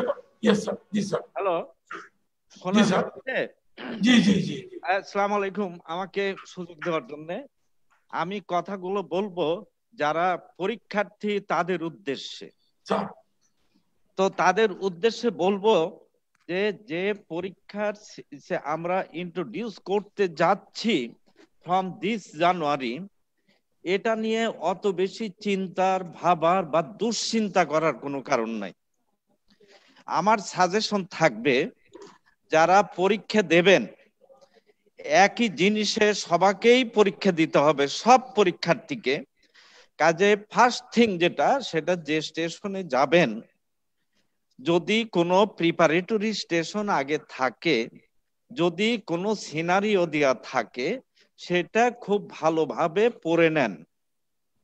এক, আর যদি সেটা না থাকে, যে স্টেশনে আপনি যাবেন সেই স্টেশনে try to understand the question first. ওখানে যিনি এক্সামিনার থাকবেন তিনি যেভাবে বলেন খুব কেয়ারফুলি সেটা শুনে উত্তর দেবেন। এটা নাথিং নিউ। যারা আপনারা ওয়ার্ডে কাজ করেছেন, ক্লিনিক্যাল প্রবলেম নিয়ে ডিল করেছেন, আপনার টিচাররা যেভাবে বলেছে, এবং ডেফিনেটলি আপনারা টেক্সট বুক পড়েছেন, সাধারণত কমন যে সমস্ত সিনারিও প্রবলেম যারা এই অসপি এবং এই আইওই যেটা যারা করবেন, সাধারণত কমন যে সমস্ত প্রবলেম, সেই প্রবলেম নিয়েই কোশ্চেন গুলো করা হয়, কাজে চিন্তার করার কোনো কারণ নাই। আর অনেকেই দেখলাম কোশ্চেন করেছে কত মার্ক পেলে কি হবে, এগুলো চিন্তা না করে মনোযোগ দেন, ভালোভাবে প্রিপারেশন নেন। আজকে যে তিনজন খুব সুন্দরভাবে প্রফেসর জলিল চৌধুরী, কোহিনুর আপা, প্রফেসর মানজারে শামীম যেভাবে বলেছেন, ওনারা ডিটেইলস কিন্তু বলেছেন, বিশেষ করে প্রফেসর মানজারে শামীম। আমি নিজেও অনেক উপকৃত হয়েছি ওনার এই প্রেজেন্টেশন থেকে। সবাইকে ধন্যবাদ জানিয়ে শেষ করছি। ধন্যবাদ। ধন্যবাদ স্যার। প্রফেসর খান আবুল কালাম আজাদ স্যার, ছাত্রদের উদ্দেশ্যে কিছু বলেন স্যার। অনেক ধন্যবাদ প্রফেসর মোহাম্মদ মুজিবুর রহমান এবং আমার সম্মানিত শিক্ষকবৃন্দ, অল ফ্যাকাল্টি বৃন্দ এবং আমাদের প্রিয় ছাত্র ছাত্রী বন্ধুগণ।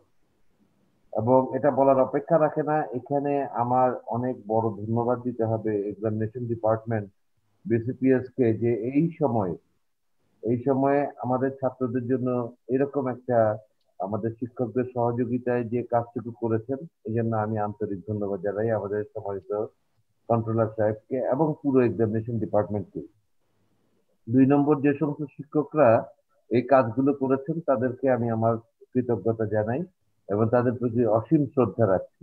3 নম্বর, আমাদের যারা পরীক্ষা দেবেন এই নিয়মে, এবং তারা বুঝতেই পারছেন যে এই জিনিসটা কিসের পরিবর্তন হচ্ছে, কোন জায়গাটা পরিবর্তন হচ্ছে, কেন হচ্ছে এবং এটা কিভাবে হবে, এবং সেই বিষয়গুলো নিয়ে আমরা মনে করি যে এই যে বায়াসনেস, এটা একটা ব্যাপার আমাদের যাতে না থাকে। 2 নম্বর হলো যে এটা এত বেশি স্ট্রাকচার থাকবে এবং এর অবজেক্টিভিটি এত বেশি স্পেসিফিক থাকবে এবং আপনার এটা এত রিলায়েবল একটা টুল হবে যে এটা আপনি 100 বার চাইলে 100 বারই এটাকে রিপ্রোডিউস করতে পারবেন। এবং আমি আইওই যে পরীক্ষাটা হয়ে গেল কয়েকদিন আগে, আমি পরীক্ষায় বসেছিলাম, আমি 2 জন ছাত্র ছাত্রীর পরীক্ষা নিয়েছি এবং বুঝতে পেরেছি যে আমাদের ছাত্রদের কিন্তু মোটামুটি ভাবে তারা এই সম্বন্ধে ধারণা রয়েছে এবং তারা বুঝতে পেরেছেন। এটা আমার কাছে বিরাট একটা সন্তোষের ব্যাপার ছিল। হয়তো অ্যান্সার করার ব্যাপারে কিছুটা ব্যাপার ছিল যেখানে আমাদের আরো আলোচনা করা যেত, কিন্তু তারা ইমিডিয়েটলি ক্যাচ করে নিয়েছেন কোশ্চেনগুলো এই অনলাইনের মধ্যেও। তা আমার মনে হয় আমাদের ছাত্রছাত্রীরা যারা রিয়েলি পড়াশোনা করছেন, যারা ট্রেনিং নিচ্ছেন, তারা অত্যন্ত প্রিপেয়ার। আমি খুবই আনন্দিত।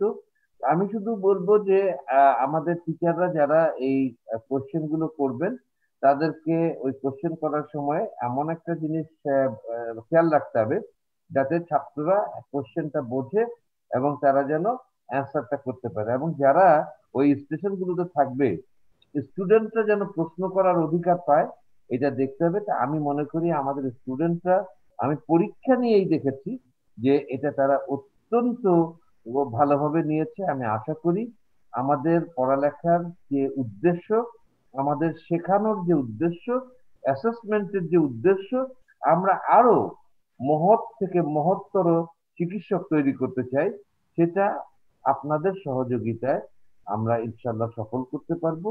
এই এবং আজকের এই অনুষ্ঠানটি অ্যারেঞ্জ করার জন্য আমি অত্যন্ত কৃতজ্ঞতা জানাচ্ছি এবং আগামী দিনে আমরা আরো সুন্দরভাবে কাজ করতে পারবো। সবাইকে আমার শ্রদ্ধা। আমি সম্মানিত সভাপতি মহোদয় বিসিপিএস দেখতে পাচ্ছি, তারকে আমার সালাম রইল। সবাইকে আমার শিক্ষকদের সালাম রইল। আসসালামু আলাইকুম স্যার এবং আমার প্রিয় বন্ধুরা, আপনারা ভালো থাকুন। ধন্যবাদ। প্রফেসর কাজী তারিকুল ইসলাম স্যার কি এখানে আছেন? ওই আছি। হ্যাঁ স্যার, আপনি বলার আগে স্যার একটু, স্টুডেন্টরা বলতেছে যে আমাদের অমুক ফ্যাকাল্টি ওই ফ্যাকাল্টি থেকে মক এক্সামিনেশনের, আমি একটু বলি যে মেডিসিন ফ্যাকাল্টি কিন্তু তার মক এক্সামিনেশন ফর আইওই স্টেশন এটা নিয়েছে। আমরা সব ফ্যাকাল্টিকে অনুরোধ করেছি তারাও আস্তে আস্তে তাদের ফ্যাকাল্টির ছাত্রদের নিয়ে ওই রেসপেক্টিভ ফ্যাকাল্টি এই মক এক্সামিনেশনের অ্যারেঞ্জমেন্ট করবে অনলাইন প্ল্যাটফর্মে। কাজে এটা তারা করতেছেন, কাজ এই বিষয়ে চলছে। Professor Kazi Tariqul Islam sir, please. Thank you very much. আসলে লম্বা সময় ধরে ছাত্র, শিক্ষক, তারপরে কর্মকর্তা সবাই এই আমাদের যে আজকে সারা দিনের অ্যাক্টিভিটি আমরা দেখলাম, আই মাস্ট সে যে এটা একটা, আমি শুরুতেই লিখেছি প্রফেসর মুজিবকে এবং সবাইকে যে it's a great endeavour that you have taken. প্রায় ১৫০০-এর উপরে ছাত্র ছাত্রী জয়েন করেছে ফেসবুক লাইভ সহ। সো টু মি আমার তেমন কিছু বলার নাই, কারণ আজকে যে উদ্দেশ্যে এটা করা, I think a student perspective, they have expressed their satisfaction in the chat box যে তারা অনেক কিছু বুঝতে পারতো না, সেটা বুঝেছে। সো আজকের টোটাল ঘটনাটা কিন্তু একটা বড় অ্যাচিভমেন্ট। আমি দুটো কথা বলে শেষ করব। একটা হচ্ছে যে অনেক স্টুডেন্ট, আমি কিন্তু স্টুডেন্টদের উদ্দেশ্যে বলছি, আপনারা বিসিপিএস এর ওয়েবসাইট ভিজিট করেন না রেগুলার, যে কারণে এমন এমন কিছু প্রশ্ন এখানে আপনারা ছেড়েছেন যেগুলো দেখলে বোঝা যায় যে you are not up to date. সেই জন্য আপনি বিসিপিএস এর ওয়েবসাইটে যাবেন, দেখবেন পরীক্ষার নিয়ম কানুন অনেক কিছু ওখানে দেওয়া থাকে। এবং এই যে এসএকিউ নতুন যে পরীক্ষা শুরু হবে আগামী জানুয়ারিতে, এগুলো দেওয়া আছে, আইওইর এই ঘটনাগুলো দেওয়া আছে। অবশ্যই আমি জানি যদি না হয়ে থাকে তাহলে সেটা প্রফেসর মুজিবুর রহমান নিশ্চয়ই নোট করবেন। এই ডোমেইনের যে পুরা স্ট্রাকচারটা, এটা প্রফেসর জলিল চৌধুরী এবং প্রফেসর শামীম দুইবারই দেখিয়েছেন। এটা ওখানে থাকলে ওরা একবার ওরা ডাউনলোড করে নিবে, নিয়ে দেখে বুঝতে পারবে যে এই ডোমেইনে আমার 5টা স্টেশনে প্রশ্ন আসতে পারে। সো কোনো জায়গায় কোনো অসুবিধা থাকলে অবশ্যই তারা সেটা ক্লারিফিকেশনের জন্য যে যার ফ্যাকাল্টির সঙ্গে ইনভলভ হবে। সেকেন্ড, আমরা মেডিসিন ফ্যাকাল্টি থেকে পসিবলি আমরাই প্রথম যে আমরা একটা এদের মক এক্সামিনেশনের ব্যবস্থা করেছি এবং আমরা নিয়েছিও পরীক্ষাটি, যেটা জলিল চৌধুরী সাহেব বললেন এবং জেনারেল আলীও বললেন, ওনারা এক্সামিনার ছিলেন। আমরা 121 জন, আমরা অ্যাকচুয়ালি ভাবছিলাম যে ট্রায়াল হিসেবে আমরা 100 জনকে নিব। হাউএভার 121 স্টুডেন্টকে আমরা পরীক্ষা নিয়েছি, 61 জন টিচার, 62 জন টিচার, মানে একজনে দুজনের পরীক্ষা নিয়েছি। কিন্তু রিয়েল পরীক্ষাতে তো তার হবে না, রিয়েল পরীক্ষায় অবশ্যই এটা সেপারেট হবে, একটা স্টেশন দুজন টিচারে পেয়ার অফ টিচার হবে। তো সেখানে আমাদের অভিজ্ঞতাটা একদম কমপ্লিটলি একটা, যেটা আলী বললেন আমি অবশ্যই অ্যাপ্রিসিয়েট করি, আমরা কোশ্চেন এমন ভাবে তৈরি করেছি মকের জন্য যে এটা যেন স্টুডেন্টরা 5 মিনিটে, টিচার এবং স্টুডেন্ট, প্রফেসর আজাদও পরীক্ষা নিয়েছিলেন, সো 5 মিনিটের মধ্যে যেন এরা শেষ করতে পারেন। তাহলে আপনার স্টুডেন্টদের উদ্দেশ্যে বলবো, আপনাদের ভয় পাবার কিছু নাই যে বিশাল প্রশ্ন তার অনেক উত্তর, নিশ্চয় তা নয়। আমি জানি যে এইটা নিয়ে আপনাদের ফিডব্যাক দিব আমরা আগামী 18 তারিখে অসপি এবং 19 তারিখে আইওই, এটার আমরা কিন্তু ফিডব্যাক দিব ওই 121 জন ছাত্রছাত্রীকে। আমরা চাই যে আপনারা এই যেটা একটু আগে স্যাররা বলতেছিলেন, আপনারা প্লিজ প্র্যাকটিস করেন, কারণ একটা সময় বাংলাদেশে আসবে আপনি এই যেমন এথিক্যাল ইস্যু, এখনই কিন্তু মানুষজন কোর্টে কেস করে ডাক্তারদের বিরুদ্ধে। আপনি যদি এথিক্যাল পার্টটা ভালো না জানেন তাহলে বিপদে আপনি পড়বেন। বাংলাদেশ, ইউরোপে আমেরিকা যে যা হয়, বাংলাদেশে কোনো মতে ডাক্তার হলেই বোধহয় সারা জীবন কাটানো যাবে, তা বোধহয় হবে না সামনের দিনগুলাতে। দুনিয়া বদলাচ্ছে, আমাদেরও বদলাতে হবে। সেই জন্য আমি মনে করি বিসিপিএস এর উদ্যোগ তো এটা আরম্ভ হয়েছে 3-4 বছর আগের থেকে, কিন্তু এটা ফলতে যাচ্ছে আগামী জানুয়ারিতে। আপনারা ভয় পাবেন না, যেটা কাদের স্যার বলছিলেন, যে প্রশ্ন টেবিলে করা হতো সেইটাকে স্ট্রাকচার করে, আমি একদম জাস্ট একটা মোটা দাগে বললাম, টেবিলে সামনাসামনি যেটা করতেন 18 মিনিট ধরে, সেইটা এখন 25 মিনিটে 5টা প্রশ্ন হবে। আগে দুজন শিক্ষক 9 মিনিট করে প্রশ্ন করতেন, সেখানে হয়তো আপনি 5টা কেন মেবি 6টা 7টা 8টা প্রশ্নের উত্তর দিতেন। এখানে প্রত্যেকটা ছাত্র এবং ছাত্রী যেন একই উত্তর দেয়, একই প্রশ্নের সম্মুখীন হয় এবং তার উপরে উত্তর যাচাই করে তার পাশ ফেল নির্ধারণ হয়। তাহলে আমরা অন্তত এটুকু বলতে পারবো যে কারো উপরে অন্যায় অবিচার এগুলো করা হয়নি। এক প্রশ্ন সবাই এটা উত্তর দিয়েছে, সবাই যেভাবে উত্তর দিয়েছে তার রেজাল্ট সেভাবেই হবে। এখানে অনেকেই রিটেন নিয়ে প্রশ্ন করছেন 13 মানে কি, 14 মানে কি। আমি এখানে এটা বলতে চাচ্ছিলাম না, যেহেতু আমি পাস্ট কন্ট্রোলার, আমার মানে মনের থেকে একটা কথা আসতেছে। এটাও কিন্তু বিসিপিএস এর ওয়েবসাইটে দেওয়া আছে। এটা হচ্ছে জিপিএ বলে, গ্রেড পয়েন্ট অ্যাভারেজ। তার মানে একটা প্রশ্ন 25-এর মধ্যে 14, তার মানে 56, 100-র মধ্যে যদি 56 পান তাহলে আপনি 14 কোয়ালিফাই হয়ে আপনি পরবর্তী ধাপে যেতে পারবেন। আমি অনেক বলে ফেললাম, থ্যাংক ইউ ভেরি মাচ। আমি মনে করি যে আজকের দিনটা একটা মাইলস্টোন ডে এবং এর জন্য সবাইকে ধন্যবাদ, স্পেশালি প্রফেসর মুজিবকে। Thank you very much. No, sir, it's you who are responsible for all these things that has been now is playing. Sir, আমি স্যার আমার অনেক সিনিয়র স্যারকে হয়তো মিস করতেছি এই ফ্রন্ট যে স্ক্রিন আছে স্ক্রিন থেকে। স্যার আরো কেউ কি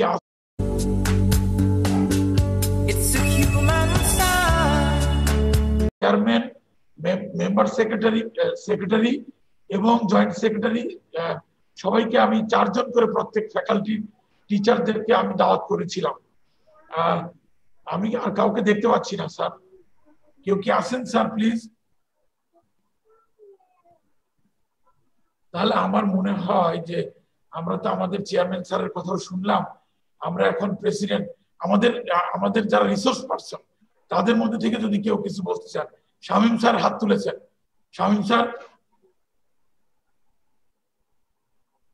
একটু ছোট কথা ছিল, সেটা হচ্ছে আমার সুনির্দিষ্ট একটা প্রস্তাব ছিল, যেটা এই যে চ্যাট বক্সে যে প্রশ্নগুলো এসছে একটু কাউকে মানে ইভেন মানে একটু বয়স কম এরকম মানুষকে দিয়ে দেওয়া যায়, যে এটা থেকে একটা এফএকিউ, ফ্রিকোয়েন্টলি আস্কড কোয়েশ্চেন, এটা বার করলে হবে কি মোটামুটি এর বাইরে আর মানুষের প্রশ্ন থাকবে না। ওটা যদি আমরা পরে বিসিপিএস এর ওয়েবসাইটে দিয়ে দিতে পারি, হয়তো মনে করেন 25টা প্রশ্ন বেরোলো যে বিভিন্ন I agree with Shamim because lot of questions are there এবং অনেকগুলো কোশ্চেন প্রায় সিমিলার।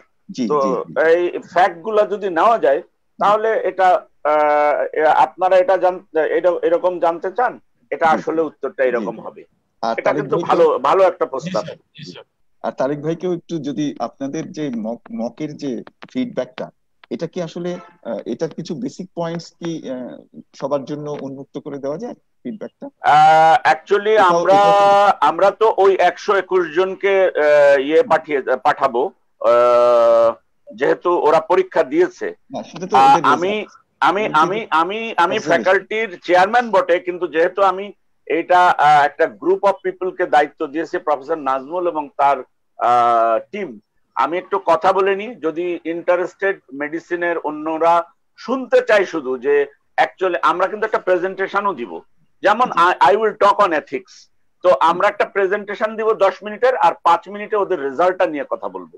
এরকম আমাদের 5 জন 5টা স্টেশন নিয়ে বা 5টা ডোমেইন যে কোশ্চেন ছিল সেগুলো নিয়ে কথা বলবে। তো এটা আমি ওনাদের সাথে কথা বলি যে যদি বিসিপিএস এর এক্সামিনেশন ডিপার্টমেন্ট আমাদেরকে হেল্প করে, কারণ আমাদের তো 100-র উপরে যেতে গেলে আবার ওই 400-500 যে বড় ধরনের ডাটা আছে। না তারেক ভাই, ওটা না। হ্যাঁ ভাই, ওটা আমি হেল্প করতে পারবো, ওটা আমি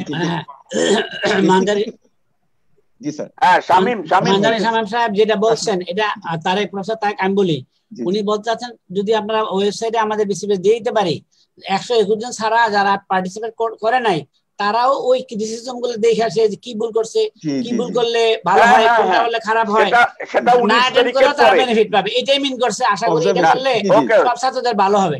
জি জি স্যার আমি আপনার কথাও বুঝছি, শামীমের কথাও বুঝতে পারছি। আমি বলছি স্টুডেন্টরা কিন্তু এখানে চ্যাট বক্সে লিখছে আমরা 18-19 তারিখে জয়েন করতে চাই, যারা আমরা এইটা রেজিস্ট্রেশনে অংশগ্রহণ করি নাই।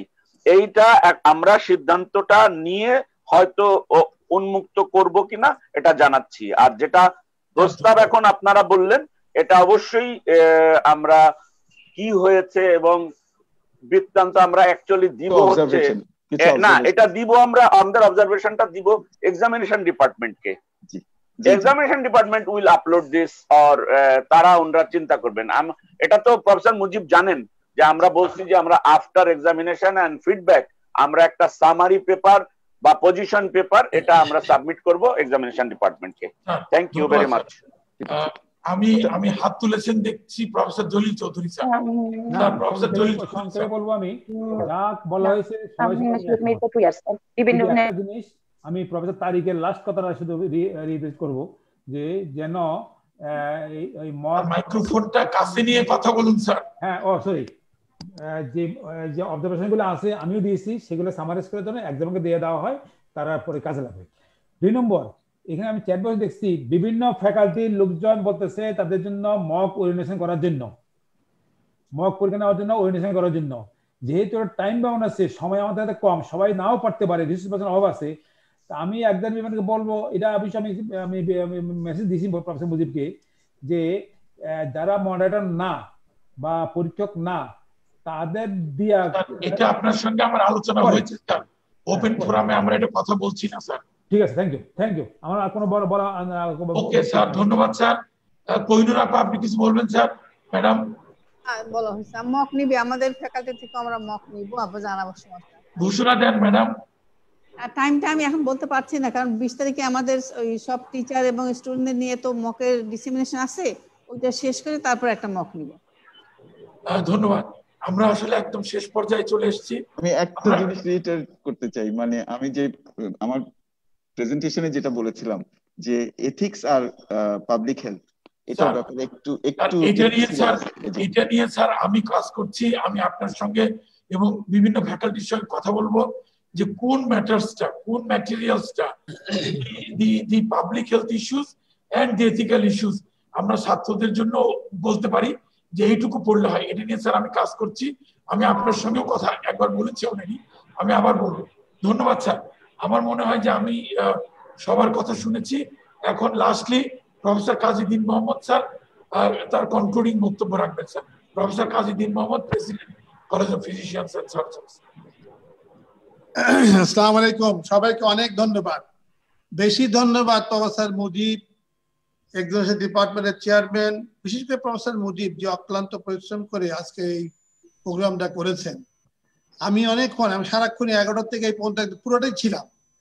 আমি খুব রিয়েলি ব্যক্তিগতভাবে খুব এনজয় করলাম যে আমাদের প্রফেসর জলিল চৌধুরী, প্রফেসর মানজারে শামীম যে সুন্দরভাবে সাবলীলভাবে উপস্থাপন করেছেন, ছাত্রদের জন্য বুঝাইছেন। এটা অ্যাজ ইউজুয়াল, তারা তো বিখ্যাত শিক্ষক, কাজেই তারা এটা আসলে ডেফিনেটলি মানে ওইভাবেই করেছেন। প্রফেসর কোহিনুর আপা যে ভিডিও ক্লিপ দেখাইছেন সেটাও চমৎকার। আমি দুই দিকে কথা বলবো। একটা, আমি আমাদের ফ্যাকাল্টি বা আমাদের যারা মানে শিক্ষক আছেন তাদের জন্য বলবো কি, যে আমার মনে হয় যে আমাদের বিভিন্ন স্টেশনে কিছু ভিডিও ক্লিপ থাকা দরকার। এই ক্লিপগুলি কিন্তু আসলে অনেক ইনফরমেটিভ এবং অনেক বাস্তবসম্মত। এই যে আমরা যে ক্লিপটা দেখলাম, একটা একটা কিভাবে প্রশ্ন করছে আর ক্যান্ডিডেট কিভাবে উত্তর দিচ্ছে, উত্তরটার ধরনটা কি, উত্তরটা কিভাবে কতটুকু পদ্ধতি দিচ্ছে, এক্সামিনার চুপ করে শুনছে আবার কিছু জিজ্ঞাসা করতেছে। যে এই যে একটা ইন্টারেকশন, এটা আসলে ভিডিও ক্লিপ ছাড়া শুধু প্রশ্ন দিয়ে বা প্রেজেন্টেশন দিয়ে বোঝানো যাবে না। যে আমার একটা অনুরোধ থাকবে যে বিভিন্ন স্টেশনের মডেল অনুযায়ী ভিডিও ক্লিপ আমরা যেন ছাত্রদের যত বেশি দেখাবো ছাত্র অত উপকৃত হবে। 2 নম্বর কথা হলো, ছাত্রদের পক্ষ থেকে অনেক কোয়ারি আছে, অনেকে অনেক প্রশ্ন করেছেন। আমি আমাদের কন্ট্রোলার সাহেবকে অনুরোধ করব যে প্রশ্নগুলি কিভাবে অ্যাড্রেস করা যায় সে একটা ব্যবস্থা করা। আর ছাত্রদেরকে বলবো যে আসলে যে ভাইবাটা রিপ্লেস হলো আইওই দিয়ে, আইওই কিন্তু আরো সহজ, এখানে ভয় পাওয়ার কিছু নেই। ভাইবা যে মধ্যে ভয় থাকে ঢুকার আগেই একটা চিন্তা থাকে, হঠাৎ করে কি জিজ্ঞাসা করবে, কোথা থেকে প্রশ্ন করবে, কি উত্তর দিব, কোন বন্ধু উত্তর দিব। আর আইইউই আপনার তো কেস নোট দেওয়াই আছে, আপনার তো এখানে সব সেট করা আছে। So you got time before you give the answer. Mental preparation নেওয়ার সুযোগ থাকে, মেন্টাল মেকআপ করার সুযোগ থাকে, চিন্তা করার সুযোগ থাকে। ভাইবা যেমন চট করে জিজ্ঞাসা করে চট উত্তর দিতে হয়, কোথা থেকে কোথায় চলে যাবে, এগুলো তো আর ধরনের নয়। এখানে ইন্টারাকশনটা চমৎকার হয়, আপনারা দেখেছেন ভিডিও ক্লিপের মধ্যে। কাজে আমি মনে করি যে এখানে আতঙ্কিত হওয়ার কোনো কারণ নেই। এটা একটা সুন্দর, সাবলীল এবং ভেরি মানে দুই পক্ষের জন্যই খুব একটা সুন্দর পরিবেশ সৃষ্টি করে। কাজে আশা করি যে আমার মনে হয় যে আমাদের শিক্ষার্থী আজকে প্রেজেন্টেশন থেকে উপকৃত হয়েছে, আর আমাদের শিক্ষকরাও অনেক আনন্দ পেয়েছেন। আর আমাদের কলেজের এক্সামিনেশন ডিপার্টমেন্ট, প্রফেসর মুজিব, আমাদের যারা মানে রিসোর্স পারসন, তারাও দায়িত্বশীল মানে ভূমিকা পালন করেছেন। আমি কলেজের পক্ষ থেকে সত্যিকার অর্থে আন্তরিকভাবে ধন্যবাদ জানাই, এবং আমি আশা করি আমাদের অন্যান্য ফ্যাকাল্টিও ঠিক একইভাবে এই আইওই মানে